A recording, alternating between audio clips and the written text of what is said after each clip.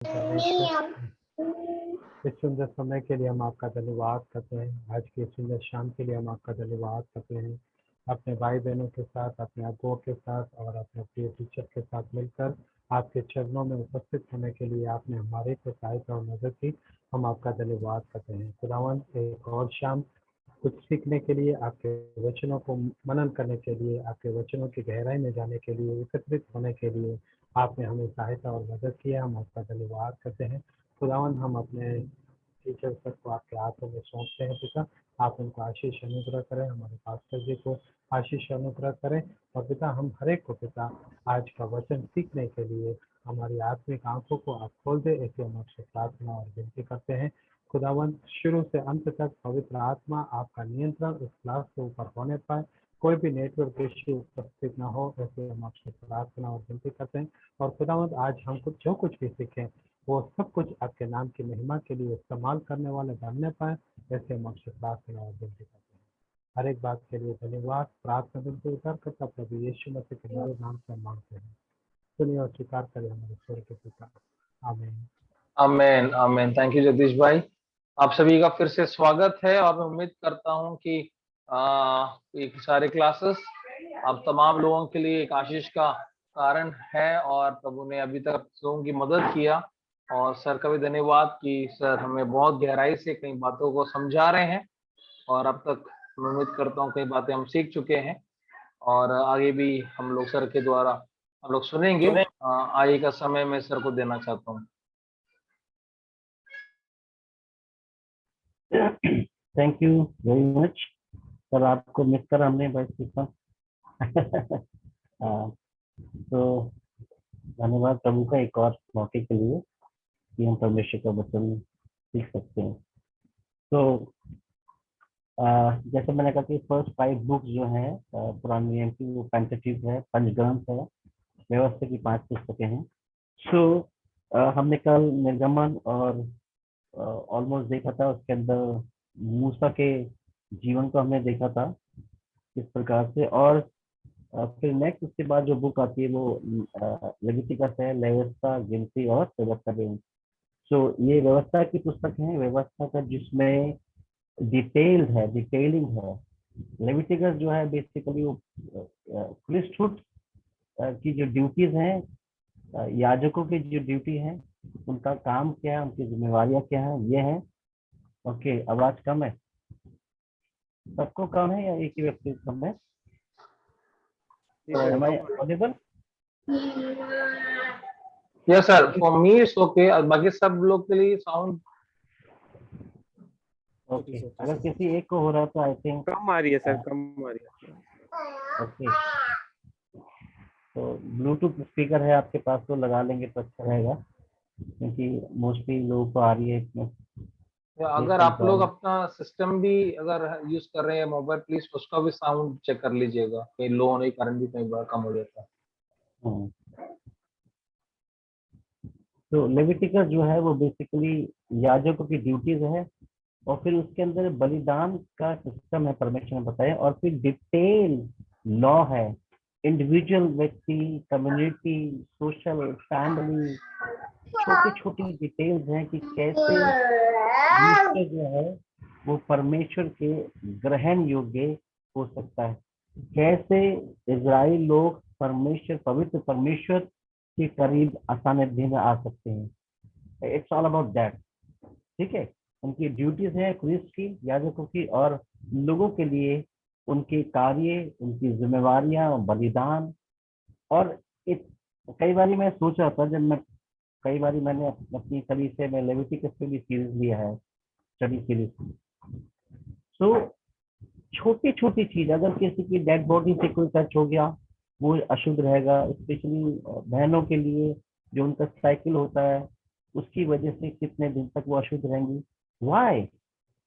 ये सारी चीज इसलिए because it tells and remind man that God is most Holi. That is the only purpose. परमेश्वर हमें दुख नहीं देना चाहते, लेकिन परमेश्वर मनुष्य को ये रिमाइंड कराना चाहते कि डिटेल लॉ के द्वारा कि तुम ऐसे ही मुंह उठा के मेरे पास नहीं आ सकते, तुम मुझे हल्के में ले सकते। I am most holy, you need to prepare. और साथ में इसलिए इतना इतना ज्यादा लॉ सिस्टम परमिशन ने दिया है पुराने नियम में, ताकि लोग दो चीजें याद कर सके, that God is so Holi और मनुष्य जो है कितना ज्यादा पापी है। जब वो ये प्रथा करते थे, प्रतिदिन बलिदान चढ़ाते थे, है ना, सेक्रीफाइस करते थे, तो वो जो है इस बात को याद रखते that you are sinner and God is so holy. उसके बाद गिनती है, उसमें भी व्यवस्था है, व्यवस्था विवरण के अंदर। लेट्स टर्न चैप्टर 34 व्यवस्था विवरण।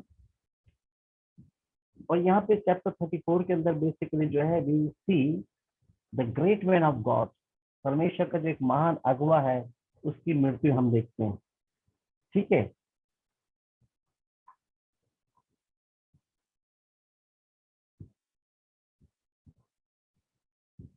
और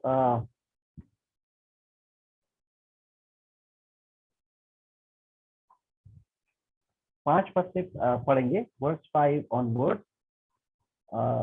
व्यवस्था विवरण उसका अ, उसका 34 अध्याय और उसके 5 पद से मैं पढ़ रहा हूँ। यहाँ पे लिखा है,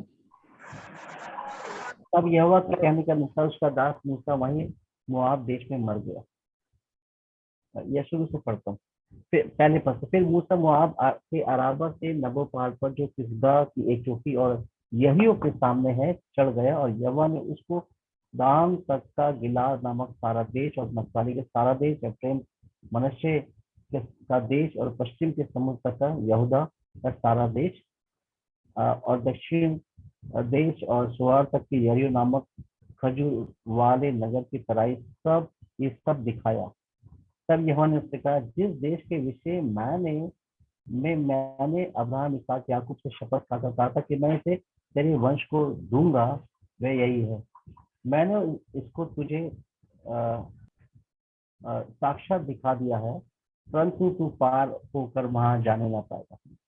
तब यहोवा के कहने के अनुसार उसका दास मूसा वहीं मोआब देश में मर गया, और यहोवा ने उसे मोआब देश में बेत पोर के सामने एक तराई में मृत्यु दी, और आज के दिन तक कोई नहीं जानता कि उसकी कब्र का। मूसा अपनी मृत्यु के समय 120 वर्ष का था, परंतु ना तो उसकी आंखें धुंधली पड़ी और ना उसका पौरुष घटा था। ओके, दिस इज एक्चुअली में very sad. Moses the great leader, ठीक है, अब सोचिए वो 40 इयर्स तक इन लोगों को लेके चलता रहा, इनको बर्दाश्त करा, और कई बार तो ऐसा मौका आया कि इजरायली लोग उसे पथरवा करके मार देना चाह रहे थे। कई बार परमेश्वर इजराइल से नाराज हो गया, परमेश्वर ने कहा ये तेरी प्रजा मेरी नहीं है, यू नो, तू लेके जाए इसे, मैं नहीं लेके जाऊंगा। बट मूसा जो है वो परमेश्वर से कहा, नहीं Lord, if you will not go with me I will not go, first confirm me that you will be with me unless until I will not go. और बहुत उसने उनकी सुनी, उनको बर्दाश्त करा। उसने जो है आप देखिए, जब वो पर्वत ऊपर गया, सीने पर्वत पे व्यवस्था लेने, तब नीचे लोग अधीर हो गए, और हारून को उन्होंने जो है अपनी बातों में फंसा लिया। देन और हारून ने जो उनके लिए एक सोने का जो है एक मूर्ति बना के दी। और जब मूसेस नीचे आया तो वो क्रोध से भर गया, उसके हाथ में 10 आज्ञाएं थी, उसने तोड़ दिया, यू नो। और यहाँ पे आप देखिए कि किस तरह लेके एक ड्रीम था, एक ड्रीम प्रोजेक्ट था परमेश्वर का, अब्राहम इसहाक याकूब से और इजराइल से, प्रॉमिस लैंड, दूध मधु की धारा बहती, तुम्हारा अपना देश। बट दिस टाइम मोसेस 120 वर्ष में परमेश्वर ने उसको दूर से दिखा दिया, this is the land but you will not allow to go, because there is effect of sin in our life. याद रखिए, परमेश्वर हमारे पापों को क्षमा करता है, लेकिन उसका जो इफेक्ट है वो हमारी लाइफ में रहता है। इट्स जस्ट लाइक दैट, मेरे घुटनों के अंदर और आप सबके भी आज भी बहुत सारे दाग होंगे। यस, किसके नहीं है, सबके होंगे, क्योंकि जब बच्चे चलते हैं, उनके घुटने छिलते हैं, उस पर चोट लगती है, दाग पड़ते हैं। लेकिन आज मैं उनको दबाऊंगा उन दागों को, तो उसमें दर्द नहीं है, क्योंकि वो हील हो गए, लेकिन दाग है वहां पे। और मूसा को परमेश्वर ने जो है दो कारणों से विशेष रूप से परमेश्वर ने उसको अलाउ नहीं करा to enter in promise land, तो उसको भुगतना पड़ा। यू नो क्या कारण थे, क्या दो कारण थे बता सकते हैं कि परमेश्वर ने जो है उसको अलाउड नहीं करा? What was to main reason? उन्होंने आज्ञा, एनीथिंग? जो परमेश्वर ने मूसा को आज्ञा दी थी वो उसका पालन नहीं करा था, उन्होंने पहाड़ी पर डंडे से मारा था, आई थिंक हाँ, उसके लिए मना करा था। या दो चीज थी। एक तो वो क्रोध में आके परमेश्वर की जो पटियां थी आज्ञा की वो तोड़ दिया उसने, क्रोध करके बिल्कुल। दैट वाज मतलब वेरी इंपॉर्टेंट, परमेश्वर ने लिख के उसे दी एक। और दूसरी चीज, जब मरुभूमि के अंदर पानी के लिए परमेश्वर ने कहा तो चट्टान से बोलना थे और वो तेरे को पानी दे देगी, बट वो इतना आवेश में आ गया इन लोगों की वजह से, फ्रस्ट्रेट हो गया, उसने उस पर लाठी मार दी अपनी। पानी तो मिला लेकिन खामियाजा यहाँ भुगतना पड़ा। तो परमेश्वर ने उसे अलाउड नहीं करा, उसे दूर से दिखा दिया और ही डाइड देयर। और जो ऑनर ये है, दो चीजें इसकी ऑनर हम देखते हैं। लिखा है कि मरते दम तक ना तो उसकी आंखें धुंधली पड़ी और ना उसका पौरुष घटा। You know that is good thing. And दूसरी चीज, उसकी फ्यूनरल सर्विस भी परमेश्वर ने खुद करी। दिस इज ऑनर कि God himself buried him. Okay, so here this the great leader of Israel, उसका इतिहास जो है, उसका चैप्टर जो है क्लोज यहाँ पे हम देखते हैं। बट लेट्स टर्न जोशुआ, यहोशू की पुस्तक।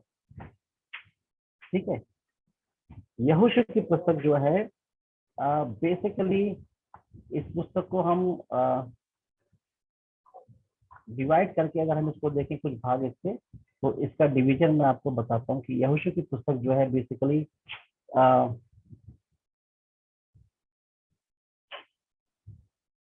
पहला जो अध्याय है यहोशू की पुस्तक का, वो बेसिकली एक न्यू लीडर को रिस्पॉन्सिबिलिटी देना है, उसका इंट्रोडक्शन है, उसकी जिम्मेवारियां उससे सौंपी जा रही है। 2 अध्याय से, है ना, 2 अध्याय से 13 अध्याय तक जो है हम देखते हैं कि यहोशू जो है जितने भी रास्ते में और पड़ोसी जो दूसरे शहर और देश थे, छोटे मोटे सिटी थे, उन सब के ऊपर उसकी हम फतेह को देखते हैं। यहोशू जो है ही वाज यंग लीडर। मूसा छुटकारा देने वाला था, उसने इजरायली को मिस्र से छुड़ाया, लेकिन यहोशू योद्धा और विजय नेता है जिसने पूर्ण रूप से इजरायली को विक्ट्री दिलाई। जितने भी रास्ते में लोग थे उसका नाम को लेने के लिए, उन सबको उसने हराया। ठीक है, 2 अध्याय से 13 अध्याय के बीच में we see that he is fighting, he is fighting, he is fighting continuously. और 13 अध्याय से हम देखते हैं कि, और 21 अध्याय के 42 पद तक, कि अब यहोशू जो है जब उस प्रॉमिस लैंड में इजरायली को ले गया, पहुंचा दिया। Now from chapter 13 verse 1 till chapter 21 verse 42, what he is doing, he is dividing the land between the 12 tribes. वो प्लॉटिंग कर रहा है, वो जो है लैंड काट रहा है इजरायलियों के 12 गोत्रों को, जो है उनकी संख्या, उनके नंबर्स के अनुसार उनको जो है लैंड का वितरण कर रहा है। ठीक है, और 21 अध्याय 43 से 45 में हम देखते हैं कंप्लीट विक्ट्री जो है अब कनान के ऊपर जो है इजरायलियों की यहोशू की अगुवाई में है। और 23 और 24 अध्याय जो है यहोशू का जो है फाइनल इंस्ट्रक्शन या फेयरवेल स्पीच मैं इसको कहूंगा। 23 और 24 अध्याय जो है यहोशू की पुस्तक के, वो फेयरवेल स्पीच है यहोशू की, अंतिम उसकी जो है स्पीचेस से पहले रिटायर हो जाए वो इजरायलियों को। ठीक है, लेट्स सी चैप्टर 1 थोड़ा सा उसके ऊपर, और चैप्टर 23 और 24 जो है थोड़ा सा हम उसको देखेंगे, फिर हम आगे बढ़ेंगे। यहोशू उसका पहला अध्याय, यहोवा के दास मूसा की मृत्यु। यहोशू की पुस्तक जैसे स्टार्ट हो रही है, पहली लाइन लिखा है, यहोवा के दास मूसा की मृत्यु। ठीक है,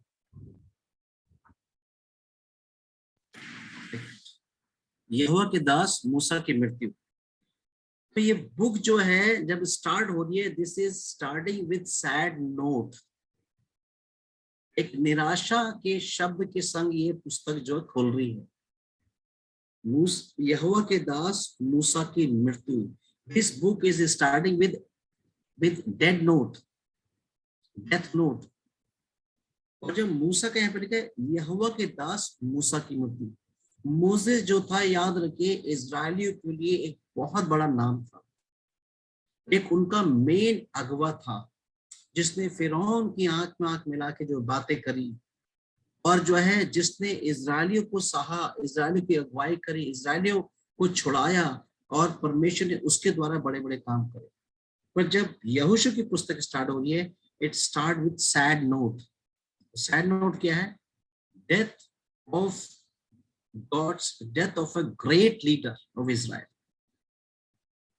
परमेश्वर के लोगों की या परमेश्वर के एक महान अगवे की मृत्यु के संग स्टार्ट हो रहा है ना। यहोवा के दास मूसा की मृत्यु के बाद यहोवा ने उसके सेवक यहोशू से, जो नून का पुत्र था, कहा मेरा दास मर गया है, मेरा दास मर गया। अभी तक यहोशू जो है एक तरीके से मूसा के संग संग रहने वाला यंग लीडर, उसको देख के सीखता है, उसकी इंस्ट्रक्शन को फॉलो करता है, उसकी आज्ञाओं को वो पालन करता है। लेकिन now he is alone, he is young, he is alone.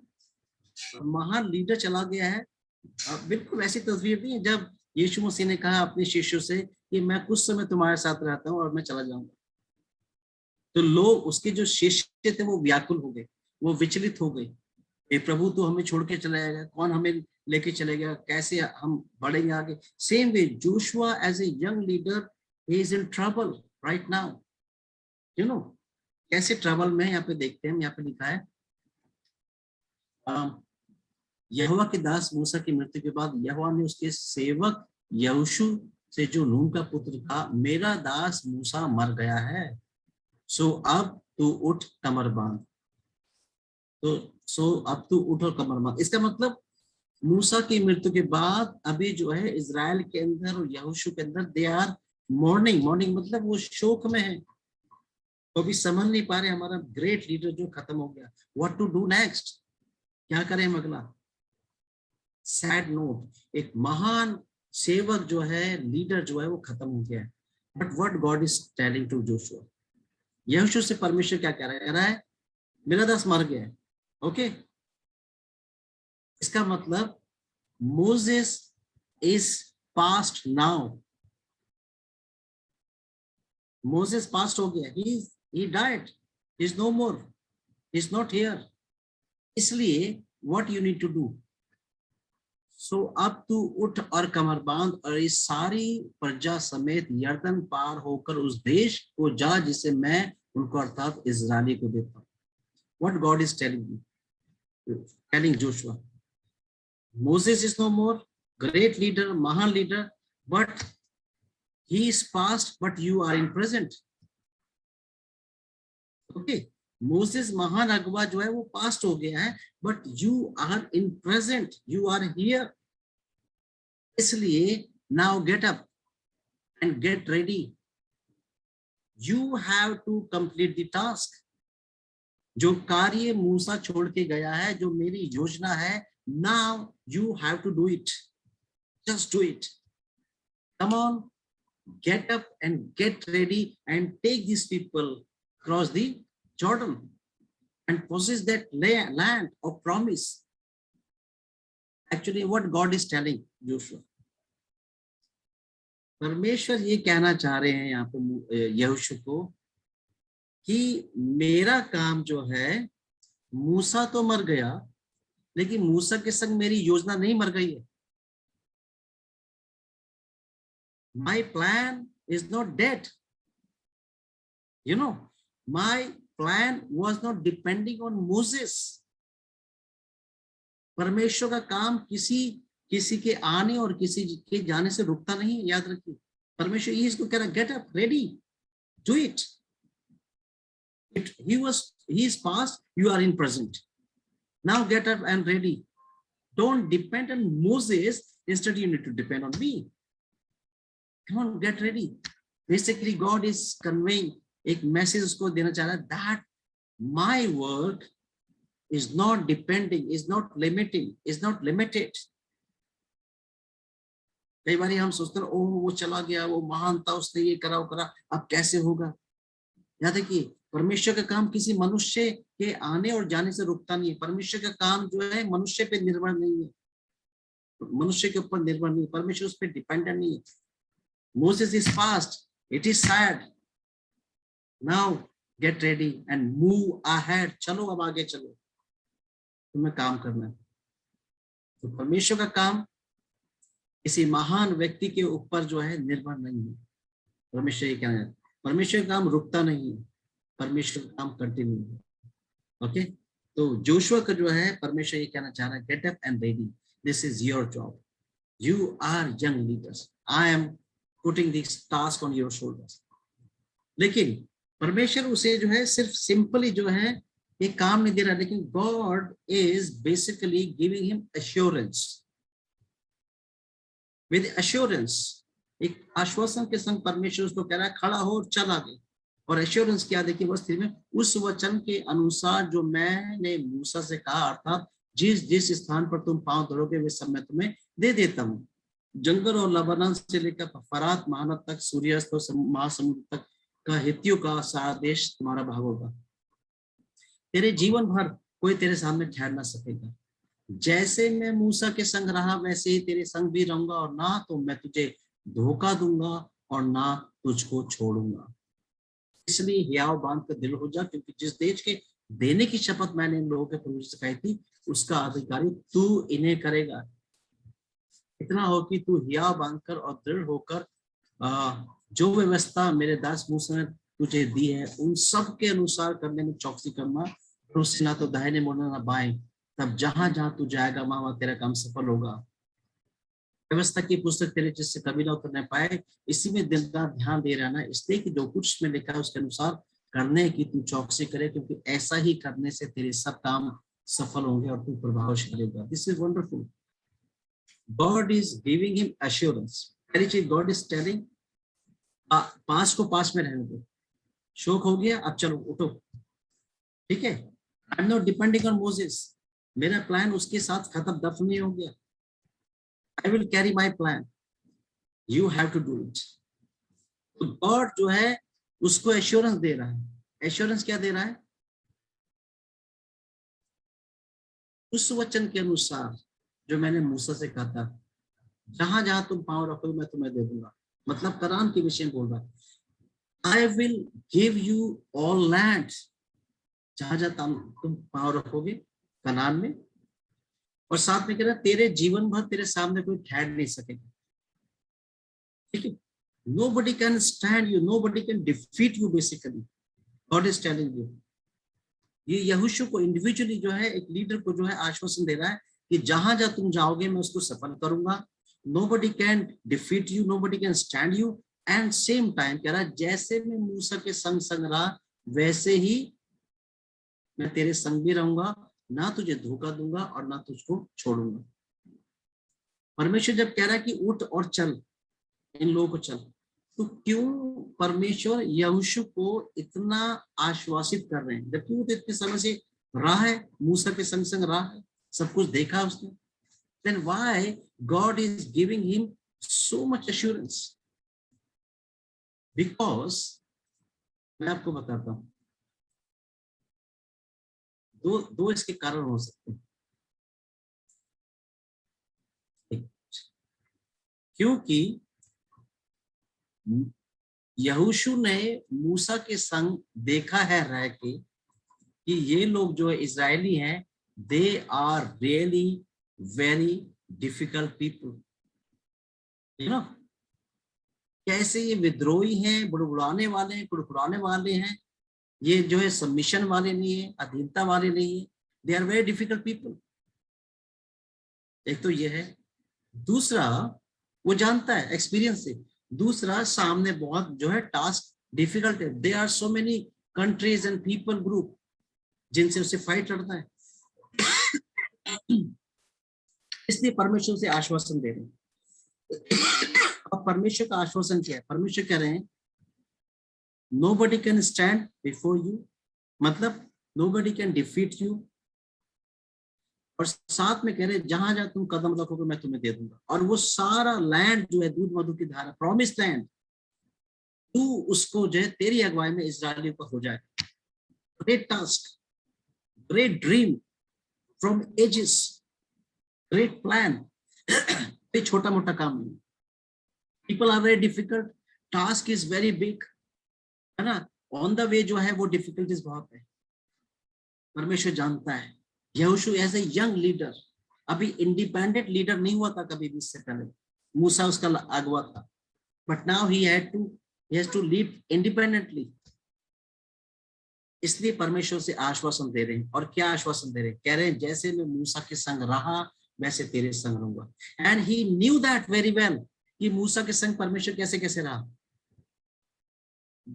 वहां से मिस्र से फ्रॉम द बिगिनिंग, यहोशू ऐसे यंग बॉय, उसने देखा है मूसा के संग परमेश्वर कैसे, उसने देखा है कि कैसे इसने हाथ बढ़ाया तो जो है टिड्डियां आ गई। उसने देखा है कि जब पीछे पूरी सेना थी और बहुत एग्रेसिव थे वो लोग, और आगे समुद्र था, परमेश्वर ने मूसा के संग रह के कैसे समुद्र को दो भाग कर दिया।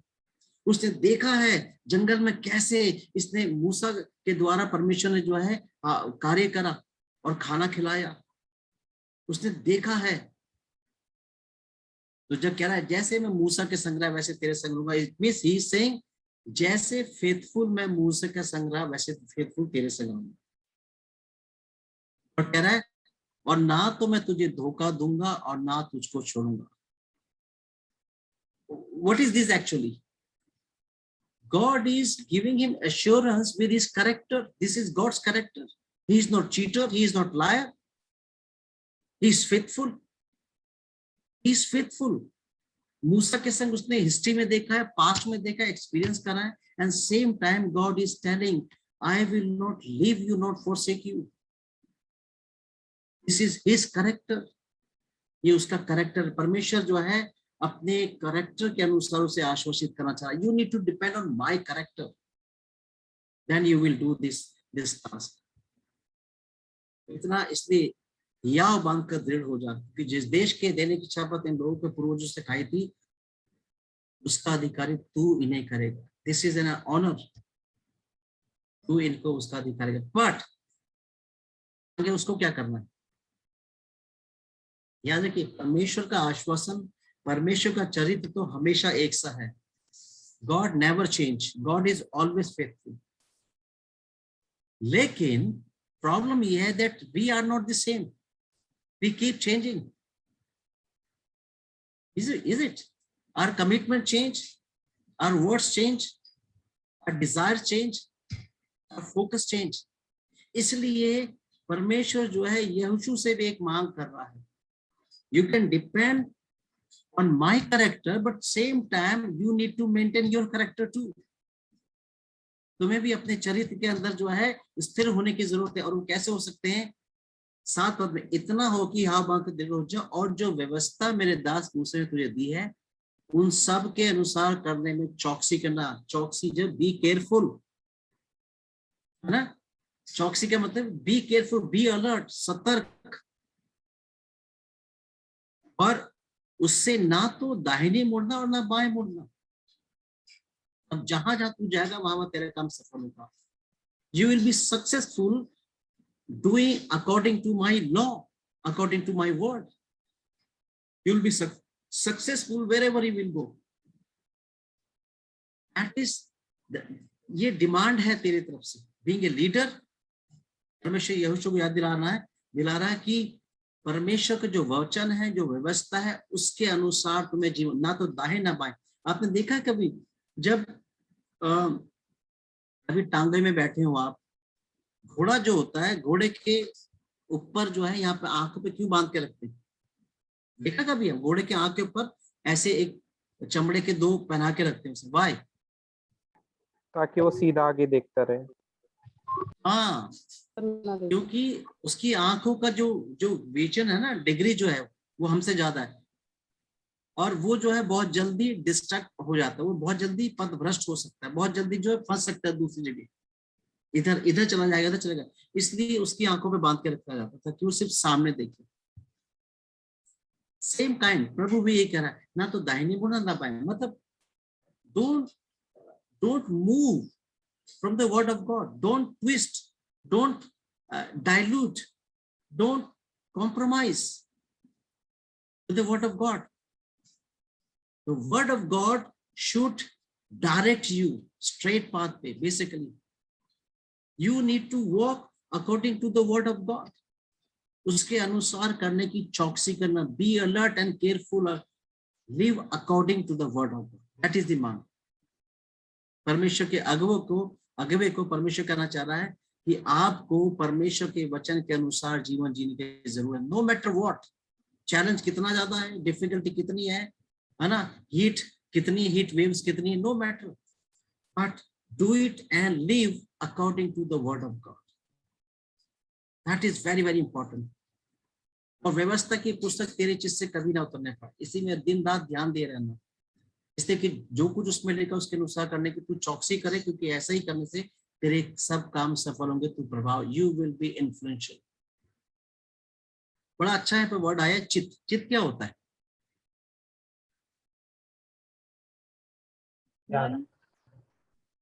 कई जगह लिखा है इंग्लिश में माइंड, कई जगह लिखा हार्ट, है ना। Let's take it heart. व्यवस्था की पुस्तक तेरे चित्त से ना उतरने पाए। आपको परमेश्वर का वचन और हृदय का कहीं संबंध नजर आता है बाइबल में? कहीं और कोई और वर्ष है? हृदय और परमेश्वर के वचन से संबंधित भजन में भजन सही था। क्या लिखा हुआ? मैं अपने वचन को उनके हृदयों में डालूंगा। ओके, वचन संहिता 119 में लिखा है, मैंने तेरे वचन को अपने हृदय में रख छोड़ा कि तेरे विरुद्ध पाप ना कर। और वचन में लिखा है, मन तो, हृदय तो सब वस्तु से अधिक धोखेबाज है ना। We are heart patient by birth, our heart is sick. इसलिए भजनकार बड़े अच्छे से कह रहा है, that I keep your word in my heart so that I do not sin. मैंने तेरे वचन को हृदय में, और यहाँ पे कह रहा है, व्यवस्था की पुस्तक तेरे चित्त से कभी ना उतरने पाए, and meditate day and night. और अगर आप देखो हृदय का जो जो जो बायोलॉजिकल हमारा हार्ट है, उसका काम क्या होता है? उसका काम क्या होता है? सर्कुलेशन, ब्लड सर्कुलेशन को पूरी बॉडी में। यस, हमारे शरीर के अंदर हर स्थान पे ब्लड को जो है पंप करता है, ताकि ऑक्सीजन हमारे हर एक नसों में, हर एक अंग में जा सके। ठीक है, मैं अपनी कलीसिया में अक्सर ये बोलता हूँ, जस्ट इमेजिन आप लोग जो है लास्ट 1 वीक से आप लोग सीख रहे हैं, मैं ये बोलता हूँ कि आप लोग या जब हर बारी बाइबल स्टडी या संडे सरमन सुनते हैं, हर बारी सुनने के बाद आपकी सिर का साइज 1 सेंटीमीटर बढ़ जाए, ठीक है, तो 10 साल बाद आपकी तस्वीर कैसी होगी? अद्भुत। सर बड़ा धड़ छोटा, एबनॉर्मल, सिक, बीमार, फनी, यू नो, ऐसा होगा। इसलिए जो सर से और हार्ट का 1 फीट का डिस्टेंस है, वो यहां से यहां आने की जरूरत है। It's just like he's saying, the word of God should flow in your life, every area of your life. Meditate day and night. Whatever we are having, we are listening, we are receiving, it should dilute in your life. It should move in your veins. आपकी उठना, बैठना, चलना, फिरना, सोचना, विचारना, सब कुछ परमेश्वर का वचन कंट्रोल करे। That's what God is telling directly to Joshua. अब तेरे सब काम सफल होंगे, तू प्रभावशाली होगा। Because this is great task, बड़ा कार्य है जो उसे करना है, So God is giving him assurance, I'll be with you. God is telling past को past में रहने दो, है ना? ग्रेट अगवे के साथ मेरा प्लान नहीं खत्म हो गया, मेरा प्लान जो है अभी भी अलाइव है, उसे पूरा होना है. You have to do it, and I'm giving you assurance that I'll be with you as a faithful God. As a faithful God. This is my character. You have to depend and rely on my character. But you have to do what you have to do or live according to word of God. क्योंकि this is the law of the king. ठीक है? तब तेरा काम सफल होगा. So this is the starting note. इसको appointment देने से पहले परमेश्वर दे रहा है, और फिर उसके बाद मैंने बताया कि 2 अध्याय से 13 अध्याय तक he is fighting war, और he is getting victory, और लैंड को अपने वश में ले जा रहा है. और फिर 13 अध्याय से आगे हम देखते हैं कि वो जो है लैंड को डिस्ट्रीब्यूट कर रहा है. बट 23 और 24 अध्याय जो है, दिस इज इम्पोर्टेंट, इस फेयरवेल स्पीच. और फेयरवेल स्पीच के अंदर जो है बड़ा अच्छा यहाँ पे जो है, they are in their own land. Now Israeli Canaan के अंदर है. Okay, they are in their land. उनको उनकी ट्राइब के अनुसार डिस्ट्रीब्यूशन भी हो गया. बट इससे पहले जोशुआ जो इस दुनिया से जाए, वो एक तरीके से फेयरवेल स्पीच दे रहे हैं. इस अध्याय के अंदर पहले पद से कोई जाना पड़िए, फ्रॉम वर्स 1 चैप्टर 23. बहुत दिनों बाद जब यहोवा ने इज़राइल को उसके चारों ओर के शत्रुओं से विश्राम दिया और यहोशू वृद्ध और बहुत आयु का हो गया. ये पूरा पढ़ना है पास. पढ़िए. तब यहोशू ने संपूर्ण इज़राइल को अर्थात उनके पुरनियों, प्रधानों, न्यायियों और अधिकारियों को बुलवा कर कहा, अब तो मैं वृद्ध और बहुत आयु का हो गया हूँ. तुमने देखा है कि तुम्हारे परमेश्वर यहोवा ने तुम्हारे कारण इन सब जातियों के साथ क्या क्या किया है, क्योंकि जो तुम्हारी ओर से लड़ता आया है वह तुम्हारा परमेश्वर यहोवा ही है. देखो, यरदन नदी से लेकर सूर्य अस्त की ओर भूमध्य सागर तक कि जिन जातियों को मैंने मिटा डाला है और जो शेष बची हुई है, सबको मैंने चिट्ठी डाल कर तुम्हारे गोत्रों का निज भाग होने के लिए दे दिया है.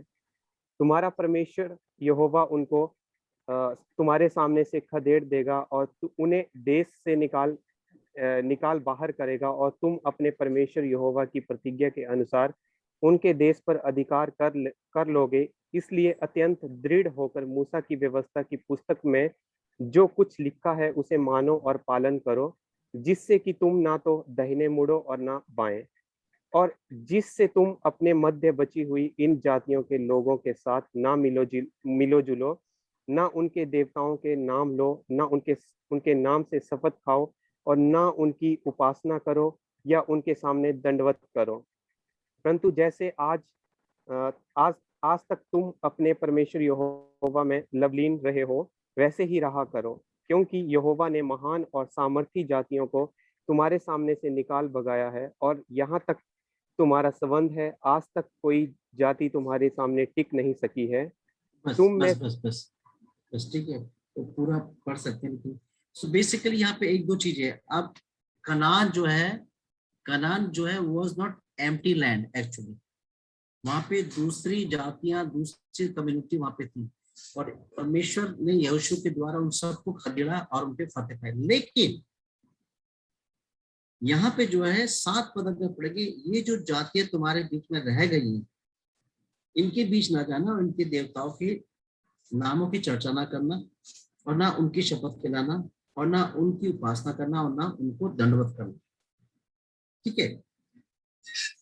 सवाल ये है कि क्यों परमेश्वर ने सारी जातियों को पूरी तरह से नहीं खाली करवाया कनान से. Why he left few community? Why? What was the reason? परमेश्वर देखना चाहता था कि ये लोग इनके बीच में भी रह के मेरी आराधना उपासना करते या इधर उधर मुड़ जाएंगे, इनके पीछे चलना शुरू करेंगे कि मेरे प्रति ही समर्पित रहेंगे। इसलिए कुछ कुछ जातियों को उनके बीच में छोड़ दिया ताकि वो आज्ञा जो यहोशू ने दी, मूसा के द्वारा परमेश्वर ने दी, कि उसका पालन वो कर सके। बेसिकली अभी इजरायली लोग अपने देश में, अपने लैंड में, परमेश्वर की प्रतिज्ञा के देश में, लेकिन कुछ जातियां, इसको हम लेट्स टेक 95 वर्सेस 5%, ठीक है, लेट्स टेक इट कि इजरायली लोग 95% हैं और जो अन्य जातियां इसमें 5%। परमेश्वर ने इस 5% कम्युनिटी को, इन लोगों को, अन्य जातियों को छोड़ दिया so that they can use their free will, so that God can check their free will, ताकि परमेश्वर उनकी स्वतंत्र जो इच्छा उनको दी है उसका चुनाव वो कैसे करते हैं वो यहाँ पे देख सके। That was their test।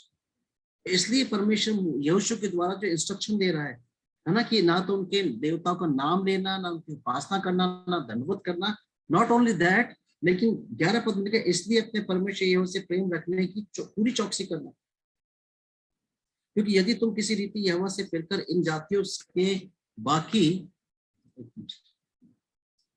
इसलिए अपने परमेश्वर यहोवा से प्रेम रखने की पूरी चौकसी करना, क्योंकि यदि तुम किसी रीति यहोवा से फिरकर इन जातियों के बाकी लोगों से मिलने लगो जो तुम्हारे बीच बचे हुए रहते हैं और इनसे ब्याह शादी करके इनके साथ संविधाना रिश्ता जोड़ो, तो निश्चय जान लो कि आगे को तुम्हारा परमेश्वर यहोवा इन जाति को तुम्हारे सामने से नहीं निकालेगा, और ये तुम्हारे लिए जाल, फंदे और तुम्हारे पंजरों के लिए कोड़े और तुम्हारी आंखों में कांटे ठहरेंगे, और अंत में तुम इस अच्छी भूमि पर से तुम्हारे परमेश्वर यहोवा ने तुम्हें दी है नष्ट हो जाओगे।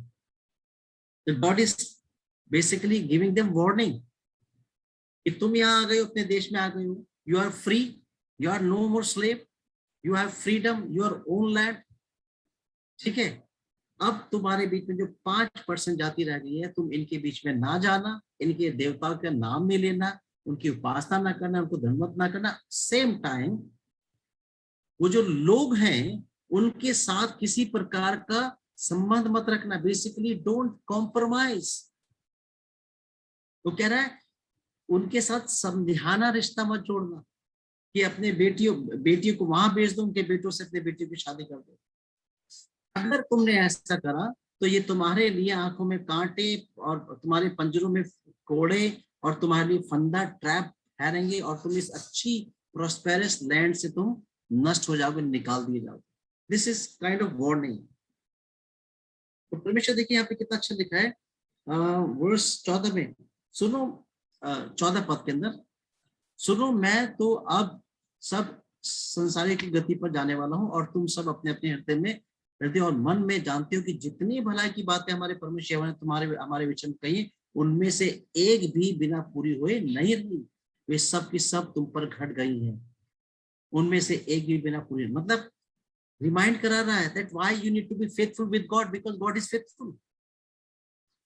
परमेश्वर की विश्वास योग्यता के एवज में परमेश्वर के प्रति आपसे, मुझसे उसकी विश्वास योग्यता की मांग है। If God is not faithful, no need to be faithful। वो कह रहा है जितनी भी बातें उसने की थी उसमें एक भी बिना पूरी हुई नहीं रही। If God has been faithful with you and me, why not we? We have also freedom of choice। You know, freedom of choice हमारे पास भी है, परमेश्वर दी है। हर रोज हमारे पास चॉइसेस हैं बहुत प्रकार की। हर रोज हमारा सुबह जब होती है चुनाव के संग होती है, क्या चुनाव करो, उठना अभी नहीं उठना, क्या खाना क्या नहीं खाना है, कौन से गाने सुनने नहीं सुनने, क्या देखना क्या नहीं देखना है, कैसे शब्द यूज करने कैसे नहीं करने। You every day there are so many choices. Remember always God is faithful always, therefore you and I need to be faithful। if we compromise, तो वार्निंग स्वरूप कह रहा है कि उसी प्रकार से, तो जैसे 15 पद में, तो जैसे तुम्हारे परमेश्वर यहोवा की कही हुई सब भलाई की बातें तुम पर घटी, वैसे ही यहोवा की विपत्ति की सब बातें भी तुम पर लाएगा, और तुमको इस अच्छी भूमि के ऊपर से, तुम्हारे जिससे तुम्हारे परमेश्वर यहोवा ने तुम्हें दिया सत्यानाश कर डाला। मतलब God is faithful both the end. If you are faithful with him, he is faithful. If you are not faithful, उसकी जो दंड की बातें हैं, जो बातें हैं, वार्निंग है, वो भी 100% घटेगी, वो भी 100% घटेगी। तो Joshua as a good leader अपनी फेयरवेल स्पीच में इन लोगों को वार्न कर रहा है, चिता रहा है that you need to be faithful। गुलामी से छुड़ाया, जंगल में खिलाया, चलाता रहा, प्रॉमिस लैंड में पहुंचाया, ठीक है, डोंट टेक इट लाइट। परमेश्वर ने आपको छुड़ाया, मुझे छुड़ाया, अपना बनाया, अपनी संतान होने का अधिकार दिया, हमें उद्धार दिया। लेकिन जरूरत यह है परमेश्वर की मांग की हम उसके प्रति विश्वास के जीवन जिए। उसका कोई विकल्प नहीं है फेथफुलनेस का, कोई और ऑप्शन नहीं है। दिस इज मैंडेटरी आपसे और मुझसे, ये जो है मांग है मित्रों, ये हमसे मांग है परमेश्वर की, विश्वास करो। और 24 अध्याय जो है सेकंड उसकी स्पीच है, ये फेयरवेल स्पीच। और यहाँ पे जो है अगर 1 पद से लेके आप जो है 13 पद तक देखोगे तो यहाँ उसी का कंटिन्यूशन है 23 अध्याय का। 1 से 13 पद तक इजरायलियों को उनके इतिहास में परमेश्वर की विश्वास योग्यता को याद करा रहा है। लुक बैक, बेसिकली ये कह रहा है, लुक बैक, ठीक है, कि तुम अपने इतिहास में देखो कि परमेश्वर ने किस प्रकार से तुम्हारे संग अपनी विश्वास योग्यता को तुम्हें दिया है, तुमने अनुभव करा, ठीक है। एक एक डिटेल को बता रहे इतिहास से 1 से 13 पद के भीतर। फिर 14 पद में कह रहा है इसलिए जो वर्ड है तो सवाल है किस लिए, है ना, ये कॉज एंड इफेक्ट वर्ड्स होते हैं, connecting words. Okay, will take break, है ना, अभी बस 1 मिनट बाद। ऊपर इसलिए का मतलब इसलिए अब, नाउ, इन प्रेजेंट, यहोवा का भय मानकर उसकी सेवा खराई और सच्चाई से करो, और जिन देवताओं की सेवा तुम्हारे पुरखा महानद के उस पार मिस्र में करते थे उन्हें दूर करके यहोवा की सेवा करो। नाउ लुक बैक, जब आप पीछे मुड़ के देखते हैं परमेश्वर के संदर्भ में जोड़ के अपने लाइफ को, what you will see, God has been faithful every day, every second, every step, every ups and downs। इसलिए मतलब therefore means because God has been faithful in ages, today, now, up, you have choice to be faithful with him. You have to serve him. Why? Not because your goodness, not because your faithfulness, but because God has been faithful. That is the basis. That is the basis. That is the foundation. इसलिए now, today, present, currently, today, you have choice to be faithful, serve him faithfully. Okay, we'll take break. Then उसके बाद जो हम continue करेंगे।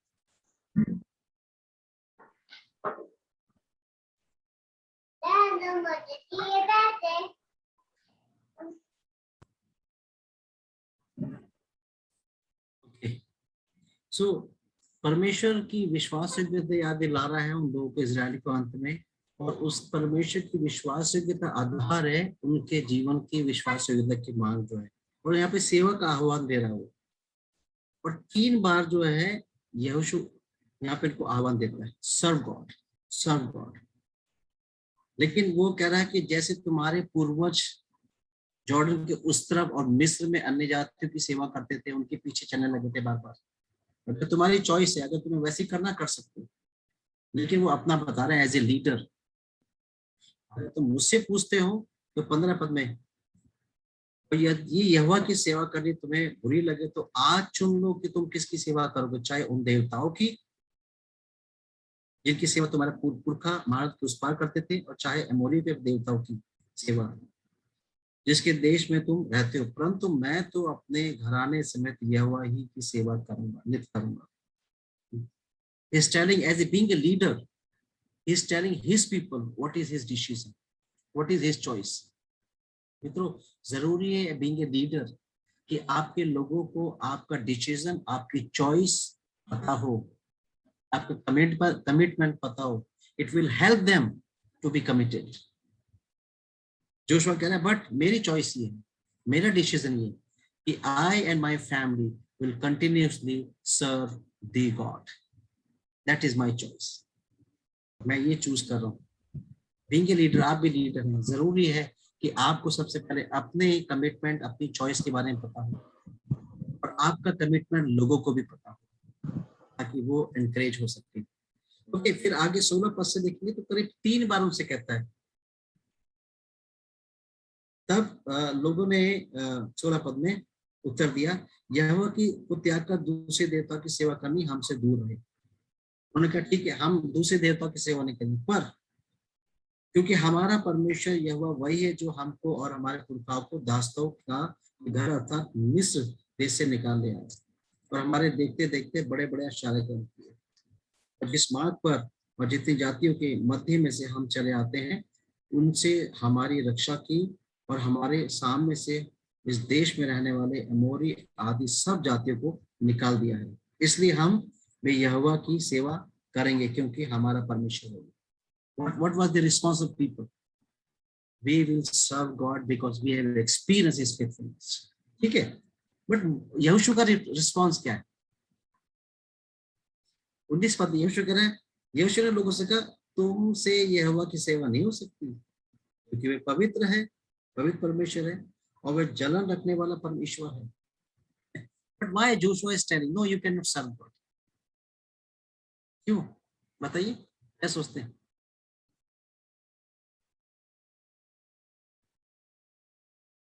Joshua नहीं कहा नहीं you can not serve. क्यों कह रहा है? हमने एक्सपीरियंस कर रहा है, हमने जान लिया है वही हमारा परमेश्वर, हम उसी की सेवा नित्य करेंगे. But Joshua no, you can't do, you can't serve him. Why? क्योंकि यहोशुआ ने देखा था ना कि मूसा को लेके आ रहे थे तो वो कितने हठीले हो जाते थे, बार बार परमेश्वर. हेलो, आवाज यस बोलिए. सुशीला सिस्टर बोल. हाँ जी, मैं ये कह रही थी कि क्योंकि यहोशू ने देखा था ना कि जब वो लोग मिस्र से आ रहे थे तो बार बार वो लोग परमेश्वर के साथ रहते थे, कितना सब कुछ किया, वो फिर भी फिर जाते थे, विश्वास नहीं करते थे, थोड़ी सी देर में कुड़कुड़ाने लग जाते थे, कोई दिक्कत परेशानी आती थी तब. तो यहोशू को लगता था ये ऐसे ही हैं, हठीले हैं, और जब भी दिक्कत परेशानी आ जाती विश्वास में से हट जाते हैं और बुड़बुड़ाना शुरू करते हैं. सुशीला सिस्टर सर का आवाज, सर आवाज, मेरा आवाज आ रहा है? अभी आ रही नहीं, मेरे यहाँ एंड से प्रॉब्लम आई थी. ओके सिस्टर फिर से बोलेंगे? यस प्लीज दोबारा बोल दीजिए. अच्छा,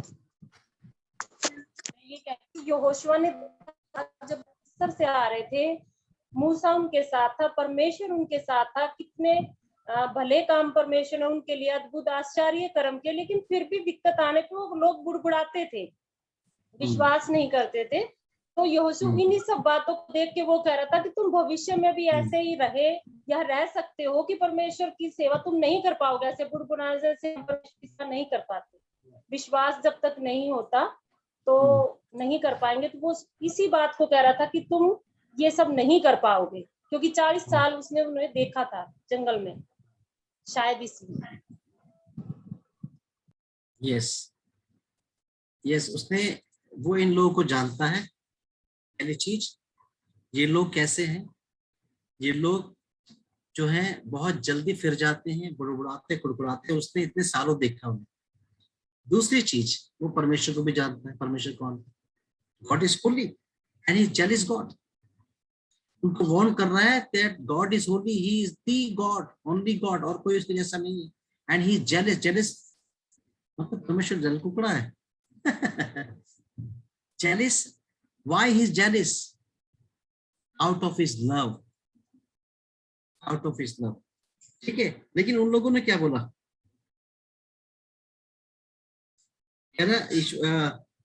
जल रखने वाला ईश्वर है, वह तुम्हारे अपराध और पाप क्षमा न करेगा. यदि तुम यहोवा को त्याग कर प्राय देवता की सेवा करने लगोगे तो यद्यपि वह तुम्हारा भला करता आया है तो भी वह फिर कर तुम्हारी हानि करेगा और तुम्हारा अंत कर डालेगा. लेकिन लोगों का रिस्पॉन्स, लोगों ने यीशु से कहा नहीं, हम यहोवा की ही सेवा करेंगे। यीशु ने लोगों से कहा तुम आप ही अपने साक्षी हो। Now this is your decision, not, तुम दबाव में नहीं कर रहे सेवा, तुम्हारा डिसीजन है। You are accountable. Basically what he is saying, if you are choosing today that you will serve God.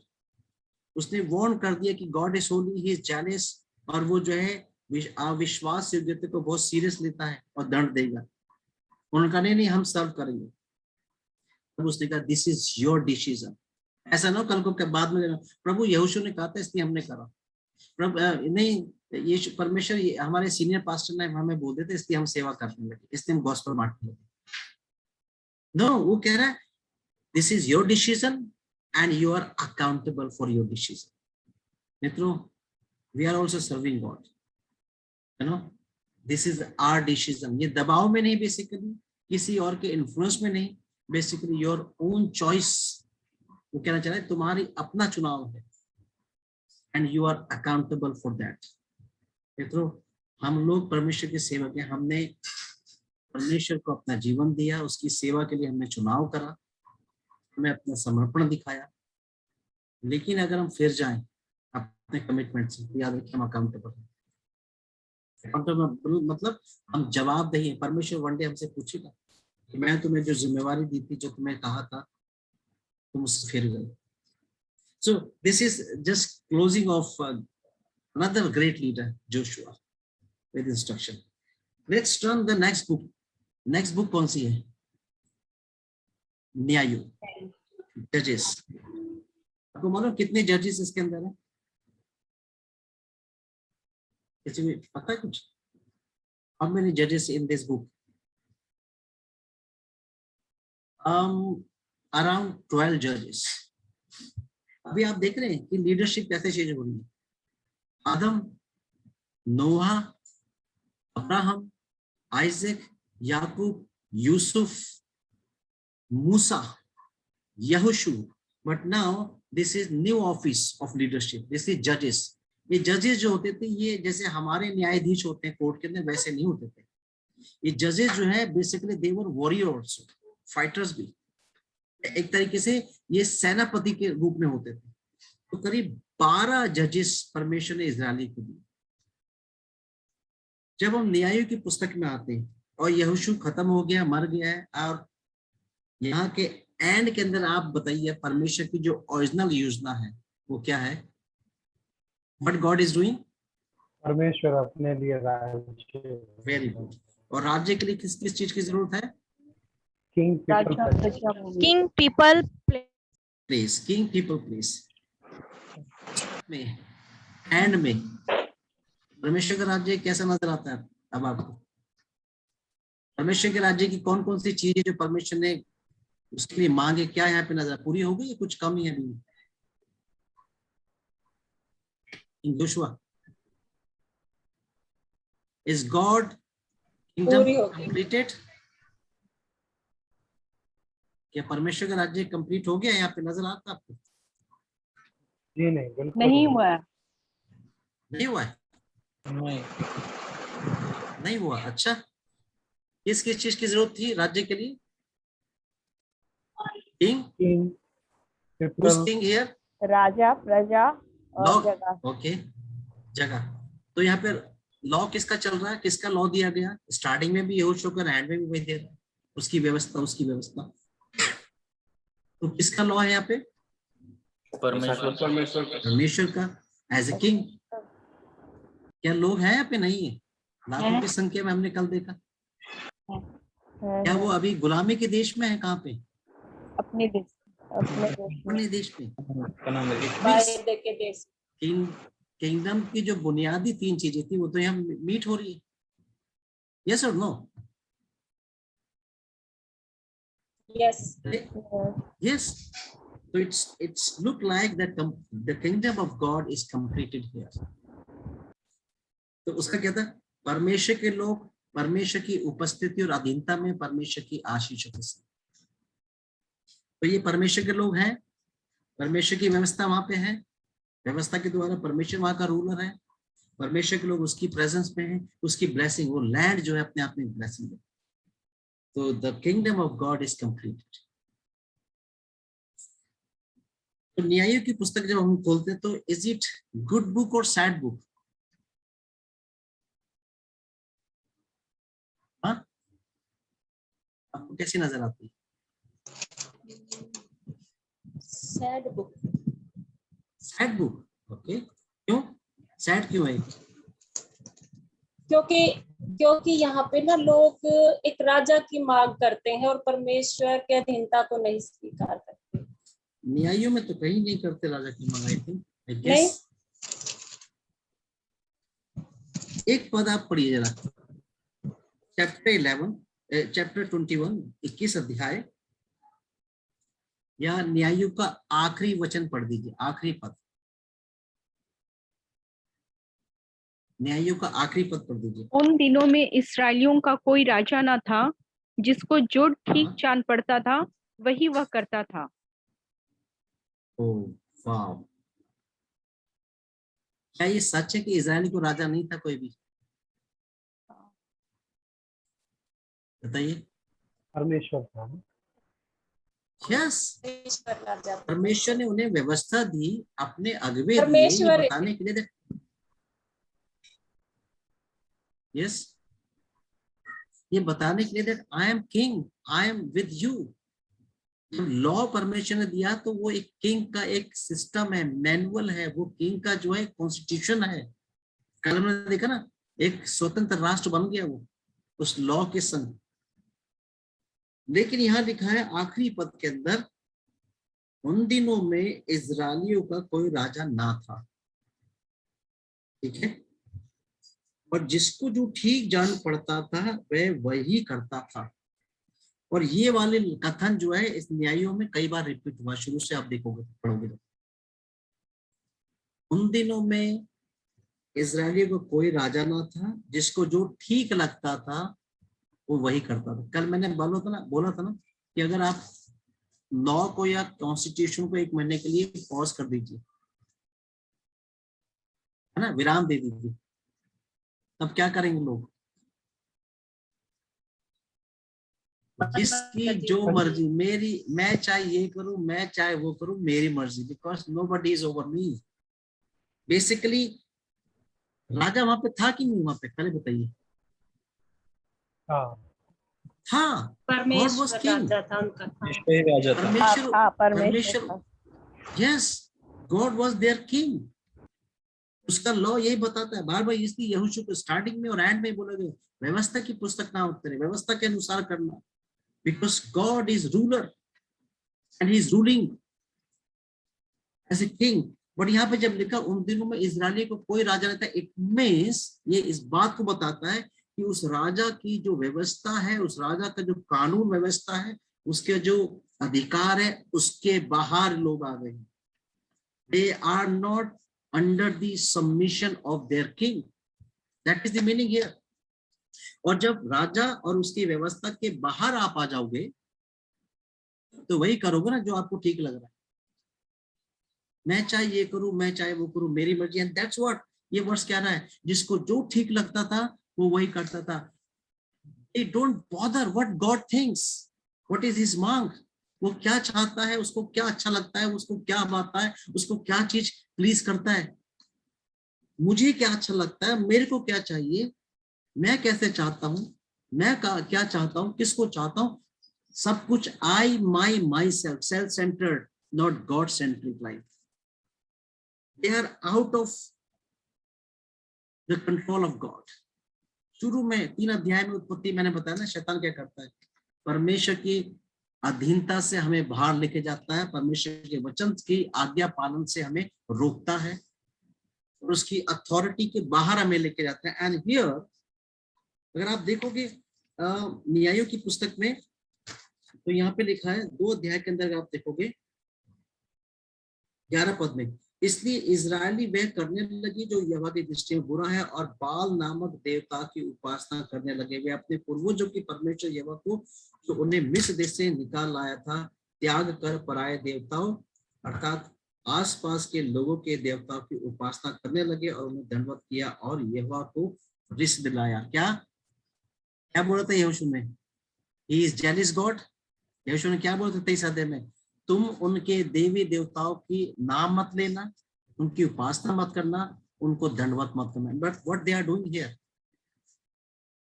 वो वही कर रहे हैं, just opposite of God's faithfulness. परमेश्वर की विश्वास योग्यता के विपरीत। तो यहोशू में लग रहा था kingdom is built, has completed. But जब न्याय की पुस्तक हम खोलते हैं, अभी भी लग रहा है कि किंगडम अधूरा रह गया, because they are saying there is no king. They have rejected God as their king.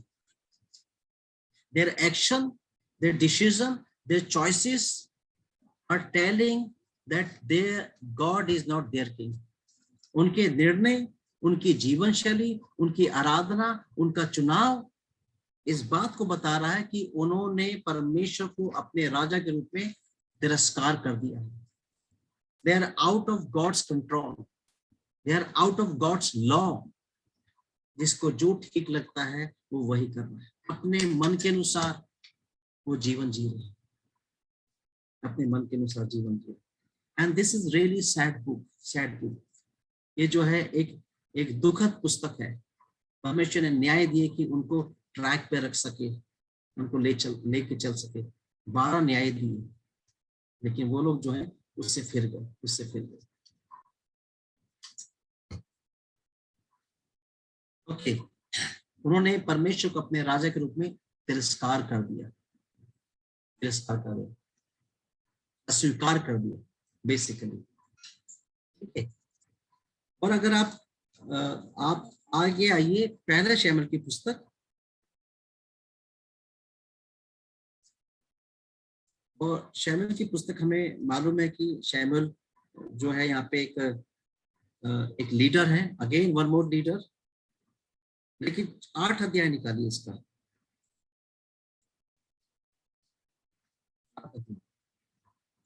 और 4 पद से पढ़िए कोई जगह। 8 अध्याय 4 पद से पढ़िए। तब सब इजरायली वृद्ध इकट्ठा होकर रामा में शमूएल के पास जाकर उनसे कहने लगे, सुन, तू तो अब बूढ़ा हो गया है और तेरे पुत्र तेरी राह पर नहीं चलते। अब हम पर न्याय करने के लिए सब जातियों की रीति के अनुसार हमारे लिए एक राजा नियुक्त कर दे। परंतु जो बात उन्होंने कही, बस जस्ट सी, सेम ऐसे ही इंसिडेंट्स पहले भी हुआ था। जब विल्डरनेस में थे, जंगल में थे वो लोग, और मूसा पर्वत पे चला गया, तो इजरायलियों ने किसके पास आके बोला? हारून के पास। देख, वो तो हमें मूसा जो पता नहीं कहाँ चला गया, हमें छोड़ के, है ना, इसलिए तू हमारे लिए एक देवता बना। और वो हारून भी उनके इन्फ्लुएंस में आ गया। उसने क्या कहा, ठीक है, अपने सारे जोड़े लिया, उसने आग में डाली और उसको शेप देके कर दिया। तो सेम ऐसे यहाँ पे कह रहे, अब तू तो बूढ़ा हो गया, now you are going to die. तेरे बेटे भी तेरे लीक पे नहीं चल रहे, है ना। वो हम देखते हैं इसके अंदर, वो लुच्चे थे, लिखा है बाइबल में। इसलिए what they are asking to शमूएल, यहाँ पे कह रहे हैं, और तेरे पुत्र तेरी आप पर चले। अब हम पर न्याय करने के लिए सब जातियों के रीति के अनुसार हमारे लिए एक राजा नियुक्त कर। क्या उनके ऊपर राजा था कि नहीं था? यस और नो? परमेश्वर था। Then why they are asking one more thing? हाँ? वो संसारिक राजा की मांग कर, वो एक मानवीय राजा की मांग कर रहे हैं। राजा की मांग is not bad, is not गलत एक्चुअली, ठीक है। लेकिन व्हाट इज रॉन्ग हियर? गलत क्या है? ये चाह रहा था कि उनका आगे आगे चले और उनके लिए आगे लड़े, ये चाह रहा था। बाकी लोग जैसे चाहता है, ओके, आगे आगे चले लड़े। राजा की मांग गलत नहीं थी शायद, लेकिन गलत क्या था यहाँ पे नजर आ रहा है।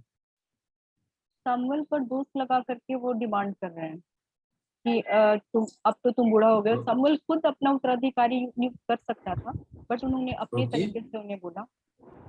परमेश्वर के ऊपर विश्वास नहीं कर रहे थे वो लोग। ओके, ये भी ठीक है। अगेन फिर भी क्या गलत यहाँ पे नजर आ रहा है? हाँ, इसी पद को जो हम पढ़े 4 पद को, 4 पद के अनुसार आत्मिक आत्मिक नजर आ रहा है उसके जीवन में। ओके, और ये कोई? जो डिमांड, तेरे ये जो पुत्र डिमांड, तेरी राह पर नहीं चलते। ये जो डिमांड ओके। कर रहे हैं राजा के नियुक्ति की, जो डिमांड कर रहे हैं वो इजराइल के बुजुर्ग डिमांड कर रहे हैं। जवान ओके, करते यहाँ पे एक लाइन है। यस, जवान करते तो फिर भी समझ में आता, लेकिन बुजुर्ग जिन्होंने सब कुछ देखा हुआ था वो डिमांड कर रहे हैं। ओके, लीडर्स बेसिकली प्राचीन लोग। लेकिन जब इसको पढ़ते हैं, लास्ट लाइन में लिखा है सब जातियों की रीति के अनुसार। यहाँ पे अब हम लिखा पर है, न्याय करने के लिए सब जातियों के रीति के अनुसार हमारे लिए एक राजा नियुक्त कर। यू जस्ट इमेजिन, आप कल्पना कर लिए क्या मांग कर रहे हैं? सब जातियों के अनुसार, मतलब जो अन्य जाति लोग हैं, यहोशू ने क्या बोला था 23 अध्याय में, ये जो थोड़ी सी जाति रह गई है, अगर तुम उनके देवताओं की उपासना करो, उनके संग मिलो, उनको दंडवत करो, उनके साथ रिश्ता जोड़ो, कॉम्प्रोमाइज करो, तो वो तुम्हारे लिए फंदा बन जाएंगे। और वहां पे क्या था? 95% 5%, है ना? 95 वर्सेस 5%। तो मतलब इनका काम ये था कि तुम 95 हो, तुम मेजोरिटी में, और तुम्हें इन 5% को जो है ये अपनी विश्वास योग्यता परमेश्वर के संग जी के इन 5% को भी खदेड़ देना, खाली कर देना। ठीक है, मीन्स दो तरीके से, या तो वो तुम्हारे परमेश्वर में विश्वास करके उसके विश्वास में आ जाए, या अगर तुम विश्वास के जीवन जी रहे हो तो परमेश्वर इनको तुम्हारे आगे से निकाल देगा। लेकिन न्यायों में पढ़ा कि वो जो है उनके देवता की उपासना दंडवत करने लगे। और यहाँ पे जो है सब जातियों के अनुसार हमारे ऊपर राजा नियुक्त कर, दे गॉट इन्फ्लुएंस। उन 5% थोड़े से लोगों के द्वारा they are comparing with others.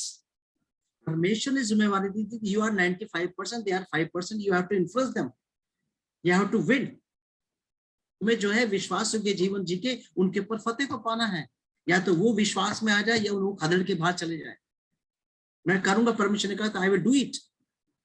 But यहाँ पे जब हम देखते हैं कि जब वो अपनी लैंड में आ गए, अब सेटलमेंट है, अब रिलैक्स है, अब सब कुछ सही है, अपना घर बन गया है, 2-3 मंजिला बन गया है, नौकरी खेती सब कुछ हो गया, सेलिब्रेशन का समय, यात्रा नहीं करें, जंगल में नहीं है, गुलामी में नहीं है, they are free now, they are on their own land, they are settled, सारी प्रॉस्पेरिटी है, सारी ब्लेसिंग है, सब कुछ है। But they forgot the purpose of their life. और यहाँ पे कह रहे हैं कि सब जातियों के अनुसार हमारे ऊपर राजा नियुक्त कर, they got influenced by others। वो उन मुट्ठी भर लोगों के द्वारा प्रभावित हो गए, उनकी जीवन शैली से, उनके लाइफ से, उनके शायद सारे जीवन से they got influence। Instead they need to influence them। मांग ये थी कि ये लोग उनको प्रभावित करें। क्या कहता है यहोशू से, तू प्रभावशाली होगा, और यहोशू ने उन लोगों से भी कहा, लेकिन तुम उसके साथ विश्वासयोग्य बनोगे, जितनी भलाई की बातें उसने पूरी करी है वो उसमें से कुछ भी नहीं रह गई, और आगे भी तुम्हें विक्ट्री देगा। But here what they are doing, वो दूसरे अन्य जाति लोगों से जो है उनका जीवन प्रभावित हो गया, इन्फ्लुएंस हो गए। Now what they are doing, they are trying to be like them। ये परमेश्वर के लोग, विजयी लोग, सच्चे परमेश्वर के लोग, अनुभवी लोग, जिनका जीवित परमेश्वर है, ये अब दूसरों के समान होना चाह रहे हैं, दूसरों के समान जीवन जीना चाह रहे हैं। कई बार होता है ना, जब हम कंपेयर करते हैं अपनी लाइफ, तो हमें लगता है यार क्या फायदा। भजनकार भी ऐसी प्रार्थना करता है, भजन संहिता 73 के अंदर, जब मैं दुष्ट को देखता हूँ, उसकी बीमार, उसको तंगी नहीं है, उसको दुख नहीं है, वो घमंड में है, वो प्रॉस्पेरस हो रहे, तब मैं कहता हूँ बेकार मैंने विश्वास करा। Psalm 73 में यहाँ पे ये लोग जो है जिनको परमेश्वर ने एक काम सौंपा था कि तुम्हें विजय जीत करना है, तुम्हें जीतना है, तुम्हें इन्हें खदेड़ना है, तुम्हें विश्वास योग्य रहना है, but here what they are asking, they are saying we need human king, we want to be like others. और जब ये उन्होंने मांग करी तो बेसिकली उन्होंने क्या कहा, उन्होंने ये कहा कि we don't want God as a king over us. जब उन्होंने ये मांग करी हमारे लिए एक राजा नियुक्त कर अन्य के समान, तो वो ये कह रहे हैं कि हमें परमेश्वर के अधिकार की जरूरत नहीं है, हमें परमेश्वर की बार बार खिटखिट की जरूरत नहीं है, हमें परमेश्वर की जो है ना बार बार वो जो है ये तुमने कर दिया, ये मत करो, ये मत, हमें उसकी जरूरत नहीं। हमें परमेश्वर के अधीन नहीं रहना है, हमें परमेश्वर के वचन का पालन नहीं करना है, हमें परमेश्वर को अपने अधिकारी के रूप में जो है हमें स्वीकार नहीं करना है। Basically, they rejected God as their king. क्यों? क्योंकि दूसरों से प्रभावित हो गए, उनके जीवन शैली से, उनके जीवन से वो प्रभावित हो गए। काम ये था कि तुम्हें उन्हें जीतना है, तुम्हें उन्हें खदेड़ना है, लेकिन ये लोगों ने कॉम्प्रोमाइज करा, परमेश्वर का तिरस्कार करा, उसकी व्यवस्था का पालन नहीं करा, परमेश्वर को त्याग के बाल की पूजा अर्चना करने लगे, अन्य देवी देवताओं की, मैन मेड गॉड की वर्शिप करने लगे। और ये बात जो है शैमुएल को बहुत बुरी लगी, लेकिन शैमुएल ने बोला, बताया, चिता दिया, इस राजा की तुम मांग कर रहे हो, वो तुम्हें गुलाम बनाएगा, तुम पे टैक्स, तुमसे टैक्स लेगा, तुम्हारे बेटे बेटे को रथ में अपने जोतेगा, तुम्हें कष्ट देगा, दुख देगा, और तुम्हें जो है दबा के रखेगा। इन लोगों ने नो नो, हम सब will bear everything, no problem, but we want to be like others. इतना इनके अंदर जज्बा, इतना उमंग है दूसरों के समान होने के लिए, ये कह रहे नो नो नो प्रॉब्लम, वो राजा हमें गुलाम बनाए, हम पे टैक्स लगाए, हमारे बेटी बेटों को जो है रथ के जैसे, बैल के जैसे, घोड़ों के जैसे अपने रथ में लगाए, हम सब बेर कर लेंगे, क्योंकि हमारे अंदर जो है इतनी जिज्ञासा, we want to be like others.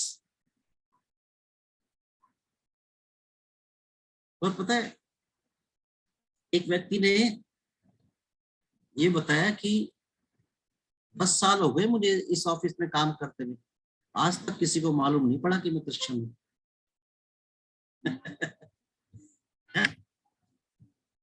समझ रहे आप? बिकॉज हम जो है लोगों से कदम मिला के चलना चाहते हैं। किसी ने कहा गंगा गए तो गंगादास, जमुना गए तो जमुना राम। और ये लोग जो है इन लोगों से प्रभावित हो गए, मुट्ठी भर लोगों से। मित्रों, what is our ratio in our country? Maybe it is reverse, 5% versus 95%, and काम वही है सेम आज भी, रिस्पॉन्सिबिलिटी वही आज भी, एक्सपेक्टेशन वही आज भी, परमेश्वर की मांग आज भी आपसे मुझसे वही है।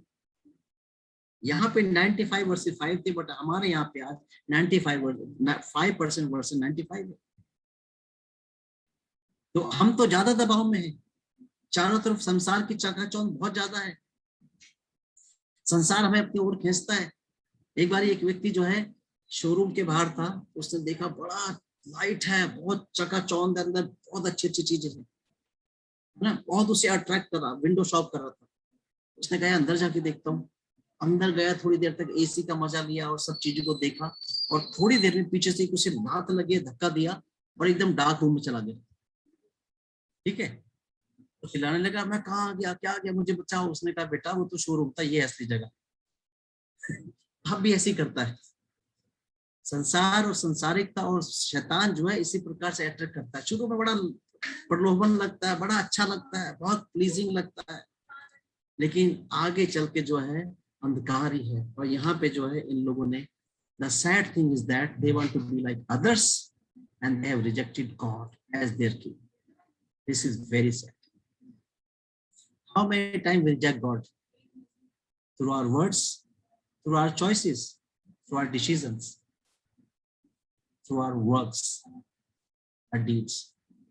कितनी बारी हम परमेश्वर को अपने राजा के रूप में तिरस्कार कर देते हैं, जब हम उसके वचन की अवहेलना करते हैं, जब हम उसके अधीनता के बाहर जीवन जीते हैं, जब हम लोगों को प्लीज करना चाहते हैं, लोगों के से ऐसा होना चाहते हैं, संसार में संसार के जैसा होना चाहते हैं। how many times we reject God from our life. This is really sad story, sad story. So परमेश्वर ने उनकी मांग को सुन लिया। उसने शमूएल ने परमेश्वर से कहा, परमेश्वर का तू इतना नाराज मत हो, उन्होंने तेरे को रिजेक्ट नहीं करा, मुझे रिजेक्ट करा। Actually God himself is saying that, है ना।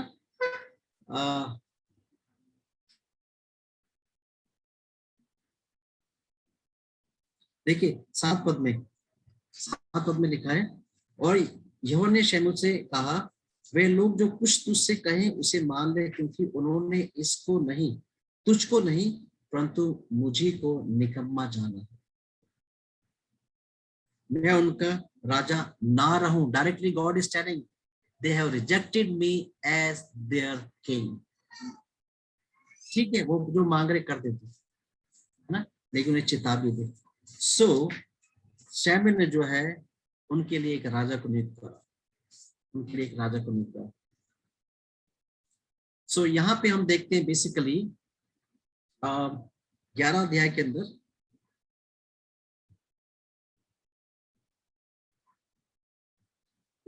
अंदर पहला शमूएल की पुस्तक में आप देखोगे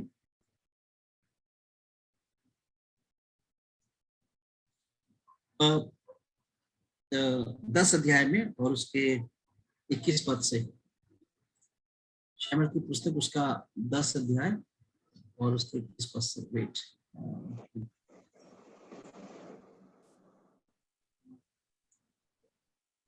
कोई जगह। तब वह बिन्यामीन के गोत्र को कुल करके समीप लाया और चिट्ठी मत्री के कुल के नाम पर निकली। फिर चिट्ठी कीश के पुत्र शाऊल के नाम पर निकली, और जब वह ढूंढा गया तब न मिला। तब उन्होंने फिर यहोवा से पूछा, क्या यहाँ कोई और आने वाला है? यहोवा ने कहा, सुनो, वह सामान के बीच में छिपा हुआ है। तब वे दौड़कर उसे वहां से लाए, और वो लोगों के बीच में खड़ा हुआ, और वो कंधे से सिर तक सब लोगों से लंबा था। शमूएल ने सब लोगों से कहा, क्या तुमने यहोवा के चुने हुए को देखा है कि सारे लोगों में कोई उसके बराबर नहीं? तब सब लोग ललकार के बोल उठे, राजा चिरंजीवी रहे। तब शमूएल ने लोगों से ठीक है। और 11 अध्याय में देखते हैं 15 पद में, तो बेसिकली शमूएल ने इजराइल के लिए पहला ह्यूमन मानवीय किंग नियुक्त करा। उसका नाम क्या है? शाऊल। और शाऊल के लिए लिखा कि इजराइल में कोई उसके कंधे तक भी ना पड़ा। ही वाज स्ट्रॉन्ग, उसकी पर्सनैलिटी बड़ी स्ट्रॉन्ग थी, वॉरियर नजर आता था।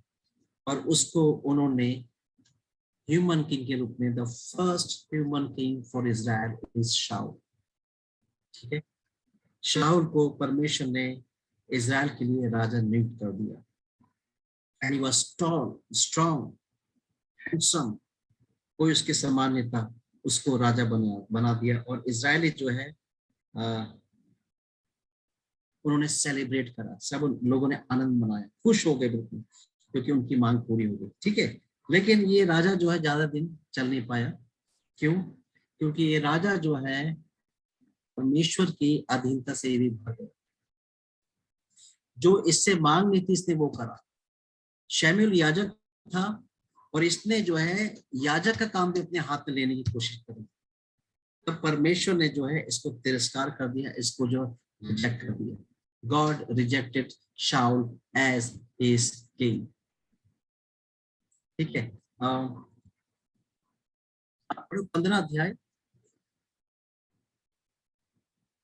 उसका 35 पद। 15 अध्याय 35 पद।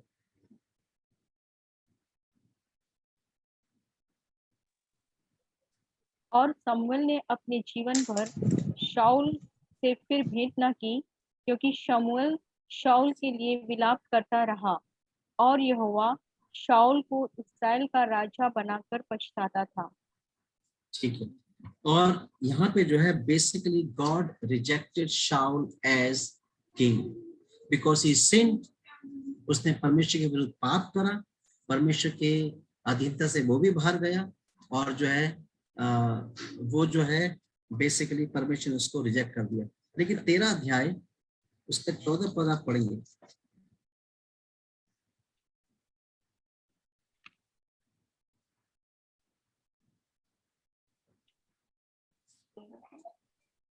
तेरा अध्याय 14 पद। परंतु अब तेरा राज्य बना न रहेगा। यहोवा ने अपने लिए एक ऐसे पुरुष को ढूंढ लिया है जो उसके मन के अनुसार है, और यहोवा ने उसी को अपनी प्रजा पर प्रधान होने को ठहराया है, क्योंकि तूने यहोवा की आज्ञा को नहीं माना। हाँ बिल्कुल, देखा, God has rejected Shaul as his king because he rejected the word of God. परमेश्वर की आज्ञा का उसने उल्लंघन करा। तो बेसिकली ये जो है एक नया चैप्टर पूरा इजराइल के इतिहास में शुरू हुआ। This is called the United kingdom, संयुक्त राष्ट्र। ठीक है, संयुक्त राष्ट्र में जो पहला राजा है वो शाऊल है, और दूसरा राजा जो है अभी परमेश्वर ने घोषणा कर दी कि वो होगा जो मेरे मन के अनुसार है। और कौन है वो? दाऊद। डेविड, दाऊद, that is the second king. परमेश्वर ने दाऊद को जो है अपना दूसरा राजा इजराइल की प्रजा के ऊपर नियुक्त करा, क्योंकि परमेश्वर कह रहा है वो मेरे मन के अनुसार, he is according to my own heart, because God has rejected Saul as a king over his people. इसलिए परमेश्वर ने जो एक नए राजा को पहले से डिक्लेयर कर दिया जो उसके मन के अनुसार, वो है दाऊद, डेविड। और दाऊद जो है इजराइल के इतिहास में एक बहुत ही प्रोमिनेंट किंग है, एक बहुत बड़ा नाम है। वो इजराइल में जितने भी किंग बने हैं, ठीक है, दाऊद जो है एक प्रकार का मापदंड है उन सब किंग के लिए। उनकी तुलना, उनका कंपैरिजन दाऊद से ही होता। और दाऊद के समय में इजराइल जो है वो बहुत स्ट्रांग हो गया, इजराइल बहुत मजबूत हो गया, और इजराइल जो एक राष्ट्र के रूप में बिल्कुल स्टेबल हो गया, वेरी स्ट्रांग, है ना, वेरी पावरफुल। और इजराइल एक तरीके से चरम सीमा पे आ गया, वेरी स्ट्रांग। और दाऊद जो है अपने जीवन में एक योद्धा के रूप में रहा। शाऊल जो है बिल्कुल उसने फाइट नहीं करी, वो योद्धा के रूप में नहीं रहा। डेविड जो है he was just like warrior. वह अपने पूरे जीवन में अन्य देशों के साथ, है ना, वो जो है वो वॉर उसकी चलती रही, लड़ता रहा, वो युद्ध करता रहा। और दाऊद वो राजा है जो एक तरीके से मापदंड है अन्य राजाओं के लिए। परमेश्वर जो है तुलना करता है दाऊद से ही करता है। और डेविड जो है परमेश्वर के लिए एक मंदिर बनवाना चाहता था, लेकिन God said no, you will not. परमेश्वर ने उसको कहा नहीं, तू नहीं बनाएगा। और डेविड का जीवन हम देखते हैं, एक चीज अगर आप देखोगे 2 शमूएल उसका 11 अध्याय के अंदर, और हमें ये पूरी इसकी स्टोरी पता है, संडे स्कूल के समय से आप जानते हैं कि कैसे डेविड जो है अपने भाई, उसके भाई आर्मी में थे शाऊल की, और सामने जो है गोलियत उनको डरा रहा था। दाऊद को मालूम पड़ा, दाऊद वहां पे गया, उसने कहा कोई मत डरे, मैं इससे लड़ूंगा, है ना। और जो है जब राजा को मालूम पड़ा, राजा ने कहा ठीक है, अपने कपड़ों से पहना दिया, उसने लड़ा और उसने गोलियत को मार दिया। और तब से जो है वो उसके लिए जो है हार्प बजाता था, म्यूजिकल इंस्ट्रूमेंट, ताकि शाऊल को जो कंफर्ट मिले। लेकिन आहिस्ता आहिस्ता शाऊल जो उससे जेलिस करने लगा। क्यों? जब लोगों ने कहा कि शाऊल ने तो हजारों मारे, लेकिन इसने 10,000 मारे, इसने जो उससे भी ज्यादा लोगों को मारा, और उसकी वजह से शाऊल के अंदर उसके प्रति एक जेलिस आ गई, और शाऊल उसको मारने के लिए ढूंढता रहा, और काफी समय तक ये इनकी कशमकश चलती रही।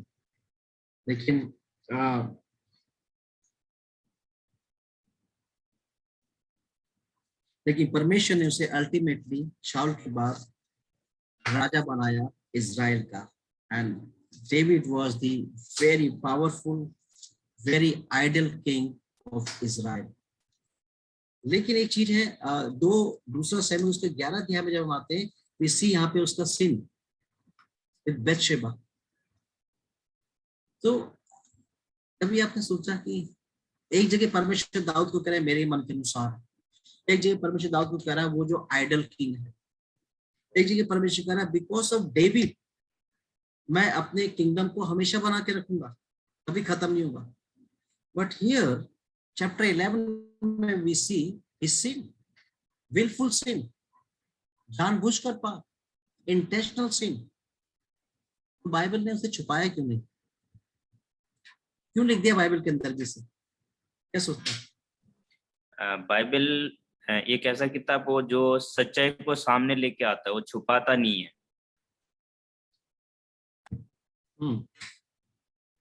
बिल्कुल सही कहा। बाइबल जो है, मैंने शुरू में कहा ना, सच्ची ये कहानी है।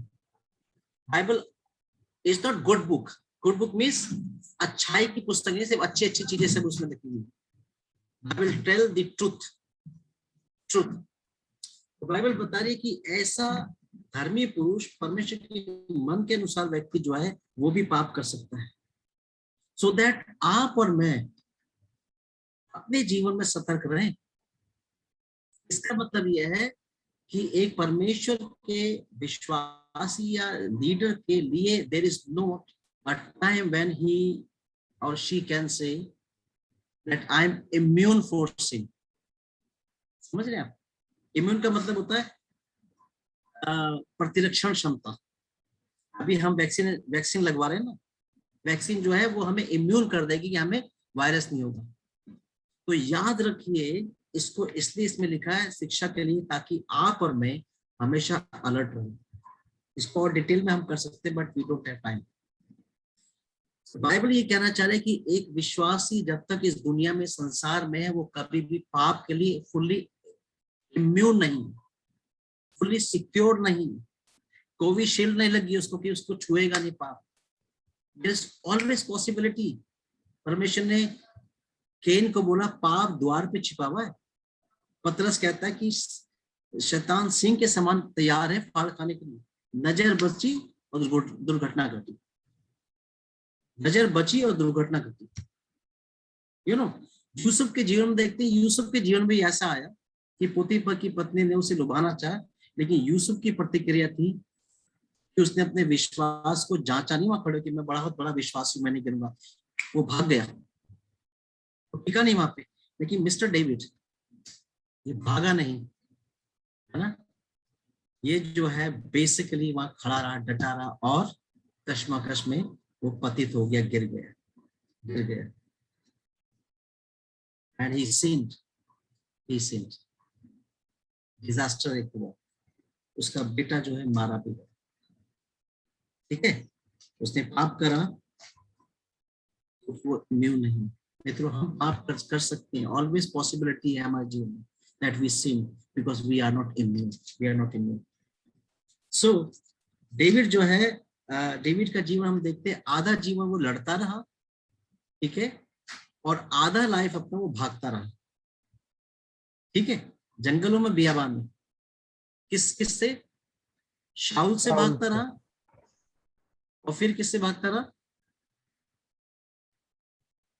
अपने ही बेटे से, अबशालोम से, क्योंकि उसके राज्य में राजद्रोह हो गया उसका बेटा, और दूसरे लोग जो हैं वो उसके सिंहासन को हड़पना चाहते थे, और उसका अपना बेटा उसको मारने के लिए उसके पीछे बिल्कुल पड़ा रहा कि कब इसको पकड़े और मार दे ताकि वो किंग बन जाए। So he was running half of his life. Initially he was shepherd boy. उसके बाद जो है half of life वो जो है लड़ता रहा एज ए किंग, वॉर करता रहा, और अपनी आधा जीवन जो है अपने जीवन को बचाने के लिए दौड़ता रहा, जंगलों में, चट्टानों में वो भागता रहा। This is his life, but he was ideal king. तो this is about United Kingdom. ठीक है, यूनाइटेड किंगडम। तीसरा राजा कौन हुआ संयुक्त राष्ट्र का? पहला शाऊल, दूसरा डेविड, और तीसरा सुलेमान किसका बेटा था? सुलेमान जो है दाऊद का बेटा था। सुलेमान के विषय में अगर आप खास बात क्या देख सकते हैं, वो राजाओं की पुस्तक में जब हम आते हैं तो वहां पे हम देखते हैं कि सुलेमान बहुत बुद्धिमान व्यक्ति था, सबसे अधिक बुद्धिमान व्यक्ति था।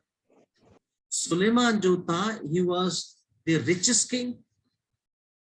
Suleman great king of David का बेटा था, उसकी जो महान उपलब्धियां हैं सुलेमान की, वो क्या क्या है बता सकते हैं? यरूशलेम का मंदिर उसी ने बनवाया। यरूशलेम का मंदिर डेविड बनाना चाहता था, because of sin God said no you will not. परमेश्वर ने बोल दिया तेरा बेटा बनाएगा अपना, और सुलेमान ने परमेश्वर का वैभवशाली यरूशलेम का मंदिर बनाया। ठीक है, और लिखा है सुलेमान के राज्य में हीरे मोती सड़क पे पत्थर जैसे होते हैं वैसे पड़े रहते हैं। शीबा की रानी जब आती है पहले राजा, उसके 11 अध्याय के अंदर 10 अध्याय के अंदर वो कहती जितना ख्याति मैंने तेरे बारे में सुनी थी वो कुछ भी नहीं थी जब मैंने एक्चुअल देख लिया। तो सुलेमान वाज दी बुद्धिमान व्यक्ति, सबसे अधिक परमेश्वर से बुद्धि थी। सुलेमान सबसे अमीर व्यक्ति, और सुलेमान के समय के अंदर जो है इजराइल राज्य का बहुत विस्तार हुआ, बहुत ज्यादा फैल गया, बहुत अमीर हो गया, बहुत फैल गया और बहुत विस्तार उसके राज्य का। लेकिन एक और बात है सुलेमान की, सुलेमान ने एक भी युद्ध नहीं लड़ा, आपको मालूम है? सुलेमान में एक भी युद्ध नहीं लड़ा, आपको मालूम है क्यों? सर उन्होंने ये प्लान था, अगर हम आसपास के राज्य की जो ये है राजकुमारी है उनसे शादी करेंगे और वो हमारी दोस्त बन जाएंगे तो हमारे आसपास कोई दुश्मन नहीं होंगे। उसकी रणनीति थी ये कि इतना शक्तिशाली था क्योंकि सामने वाला राजा डर के उससे संधि कर लेता था, या ये उनका संधि बन जाता था। मिस्र के राजा की बेटी से भी इसने विवाह करा था, मालूम है आपको? परमेश्वर ने क्या आज्ञा दी थी? उन लोगों के साथ समधियाना रिश्ता मत रखना। ये क्लियर इंस्ट्रक्शन था ना इजरायली के लिए। बट इसने इतना ज्यादा रिच हो गया, इतना बड़ा इसका किंगडम हो गया, और इसने जो है बहुत सारे लोगों से स्त्री से विवाह करा। पता क्यों नहीं इसने एक भी वॉर लड़ा? क्योंकि ये अपने घर के झगड़े निपटा रहा था। भाई जब एक ही विवाह होता है एक ही स्त्री से तो उसमें बहुत नोक-झोंक होती है ना। आपको मालूम है इसकी कितनी पत्नियां थी?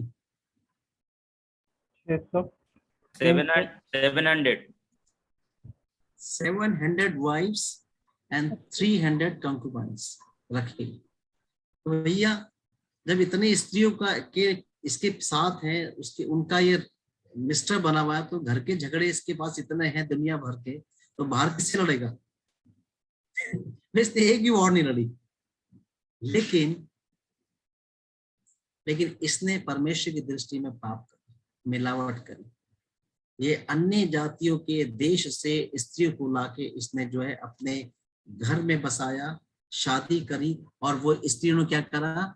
उन स्त्रियों को, अपनी पत्नियों को खुश करने के लिए इसने क्या करा?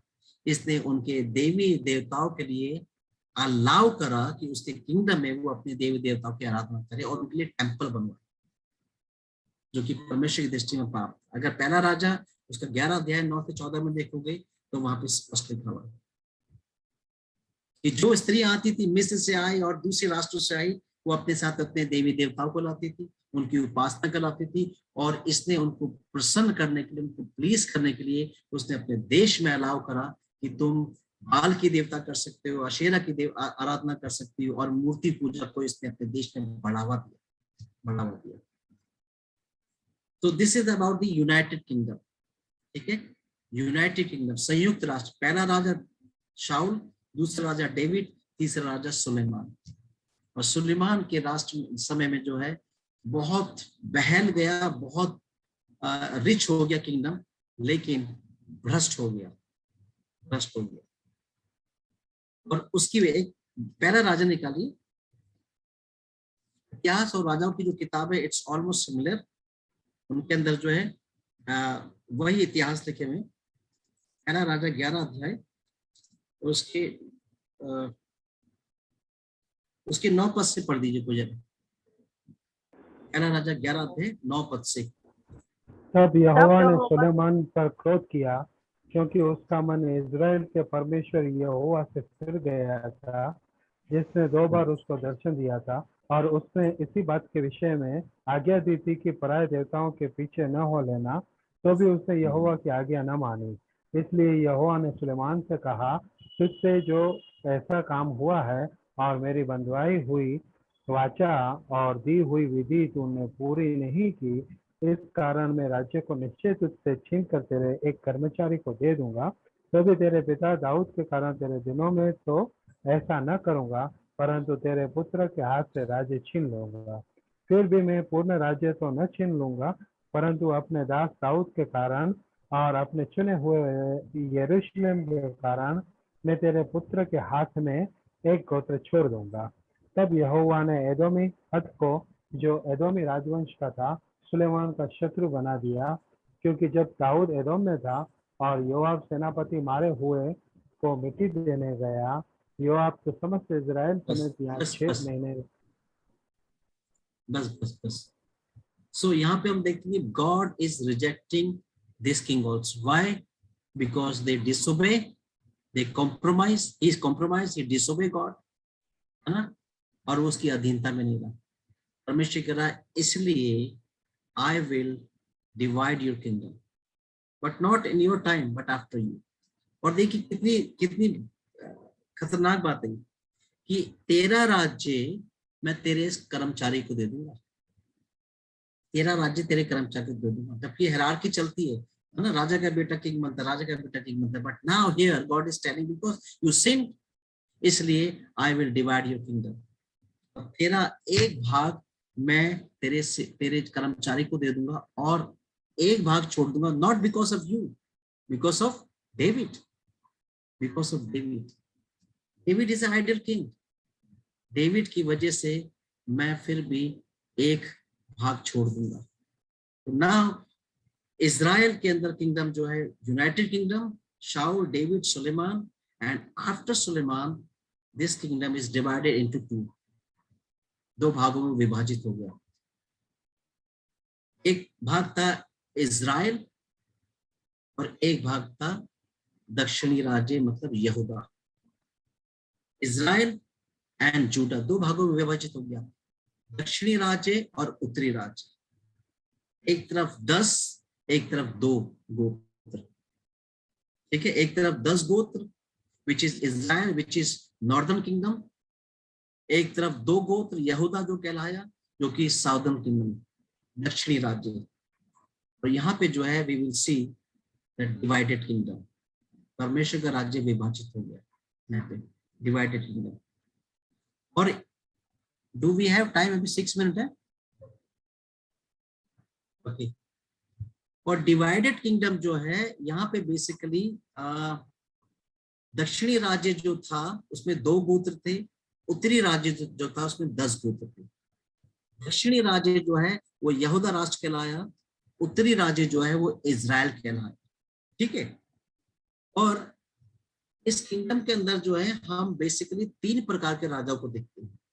We see 3 types of king दोनों राज्यों में, ठीक है।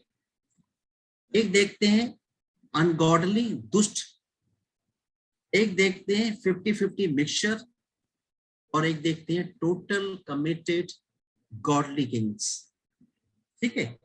तो हम जो है इस प्रकार के राजा देखते हैं इन दोनों भागों के अंदर। दक्षिणी राज्य के अंदर कितने राजा थे टोटल, बता सकते कोई? हाँ, दक्षिणी राज्य जो था, जो सदर्न किंगडम था, उसमें कितने कितने किंग्स थे, किसी को याद है? उसके अंदर बेसिकली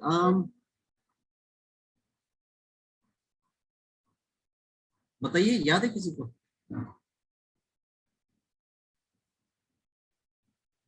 उसके अंदर 20 राजा थे, ठीक है। दक्षिणी राज्य के अंदर टोटल जो किंग्स थे वो 20 थे। उसके अंदर 3 श्रेणी थी। 2 राजा थे जो पूर्ण ईश्वरीय थे, जो गॉड फेयरिंग थे, जिन्होंने परमेश्वर की व्यवस्था को रिस्टोर करा, जिन्होंने बाल की देवताओं को, उनके मंदिर को, उनकी टेम्पल को, आशेर को, सबको नाश करा और परमेश्वर की आराधना, परमेश्वर की व्यवस्था को रिस्टोर करा और लोगों को पश्चाताप कराया। 2 राजा, 6 राजा जो थे वो मिक्सचर थे, 50-50 वाले। परमेश्वर की भी आराधना कर रहे हैं, परमेश्वर की भी वर्शिप कर रहे हैं, परमेश्वर की व्यवस्था भी पालन कर रहे हैं, लेकिन साथ में जो है जो अन्य, फिर आप पुराने नियम में पढ़ते ना, फिर भी ऊंचे स्थान ढाए नहीं गए। पुराने नियम में बार-बार आता ना, फिर भी ऊंचे स्थान ढाए नहीं गए। This is about the mixture Kings, जिन्होंने दोनों को मेंटेन करा। और 12 किंग, जो 12 राजा थे दक्षिणी राज्य के अंदर, वो सब दुष्ट थे, अनगॉडली थे, सिनर्स थे। ठीक है, जो परमेश्वर से नहीं डरते थे, जो बाल की देवता अशेर की आराधना सबको जो है बढ़ावा दिया और परमेश्वर के बिल्कुल विपरीत चले। तो 2 गॉडली किंग, 6 मिक्सचर किंग दक्षिणी राष्ट्र में, दक्षिण राज्य में यहूदा के अंदर, और 12 जो थे वो अनगॉडली दुष्ट किंग थे। लेकिन एक और विशेषता है दक्षिणी राज्य में, मालूम है आपको? एक बड़ी इंपॉर्टेंट बात ये कि दक्षिणी राज्य में यहूदा राष्ट्र के अंदर 20 के 20 किंग जो थे वो सब के सब दाऊद के ही वंशज थे, कोई भी जो उसमें उससे बाहर नहीं था, सारे जो है वहीं से थे। लेकिन उत्तरी राज्य जो कि इजराइल था, उसके अंदर कितने राजा थे आपको मालूम है?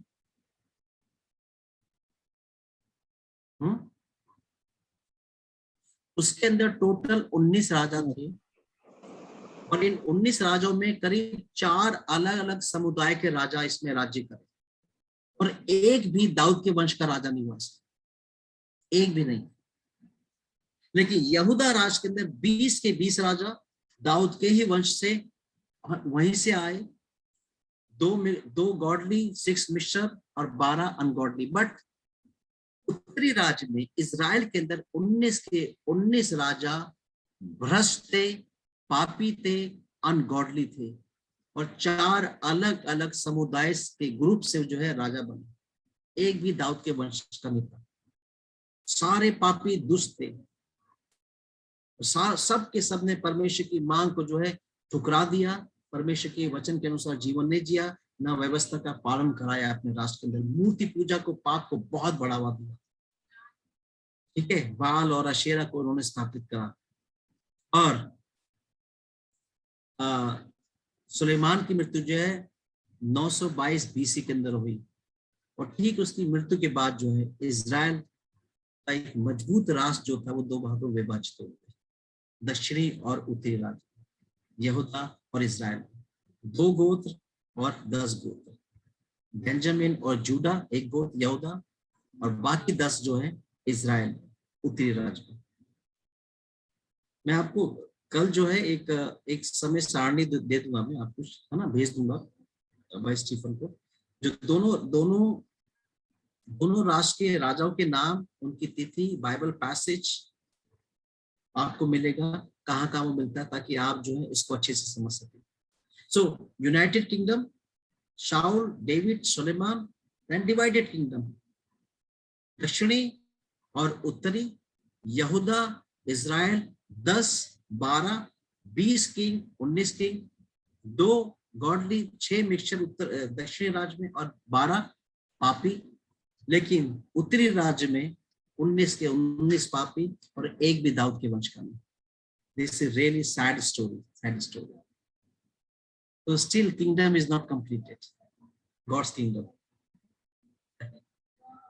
ठीक है, और कल जो है हम देखेंगे, और जो काव्य पुस्तकें हैं है ना, आयुब की है, नीति वचन है, भजन संहिता, शबोपदेशक, ये सारे उस समय को बताते इजराइल का राज्य जब चरम सीमा पे था, जब हम बिल्कुल सेटल होते हैं, जब हम उमंग में होते हैं, तब हम क्या करते हैं, हम गीत लिखते हैं, हम सेलिब्रेट करते हैं, हम कविताएं लिखते हैं।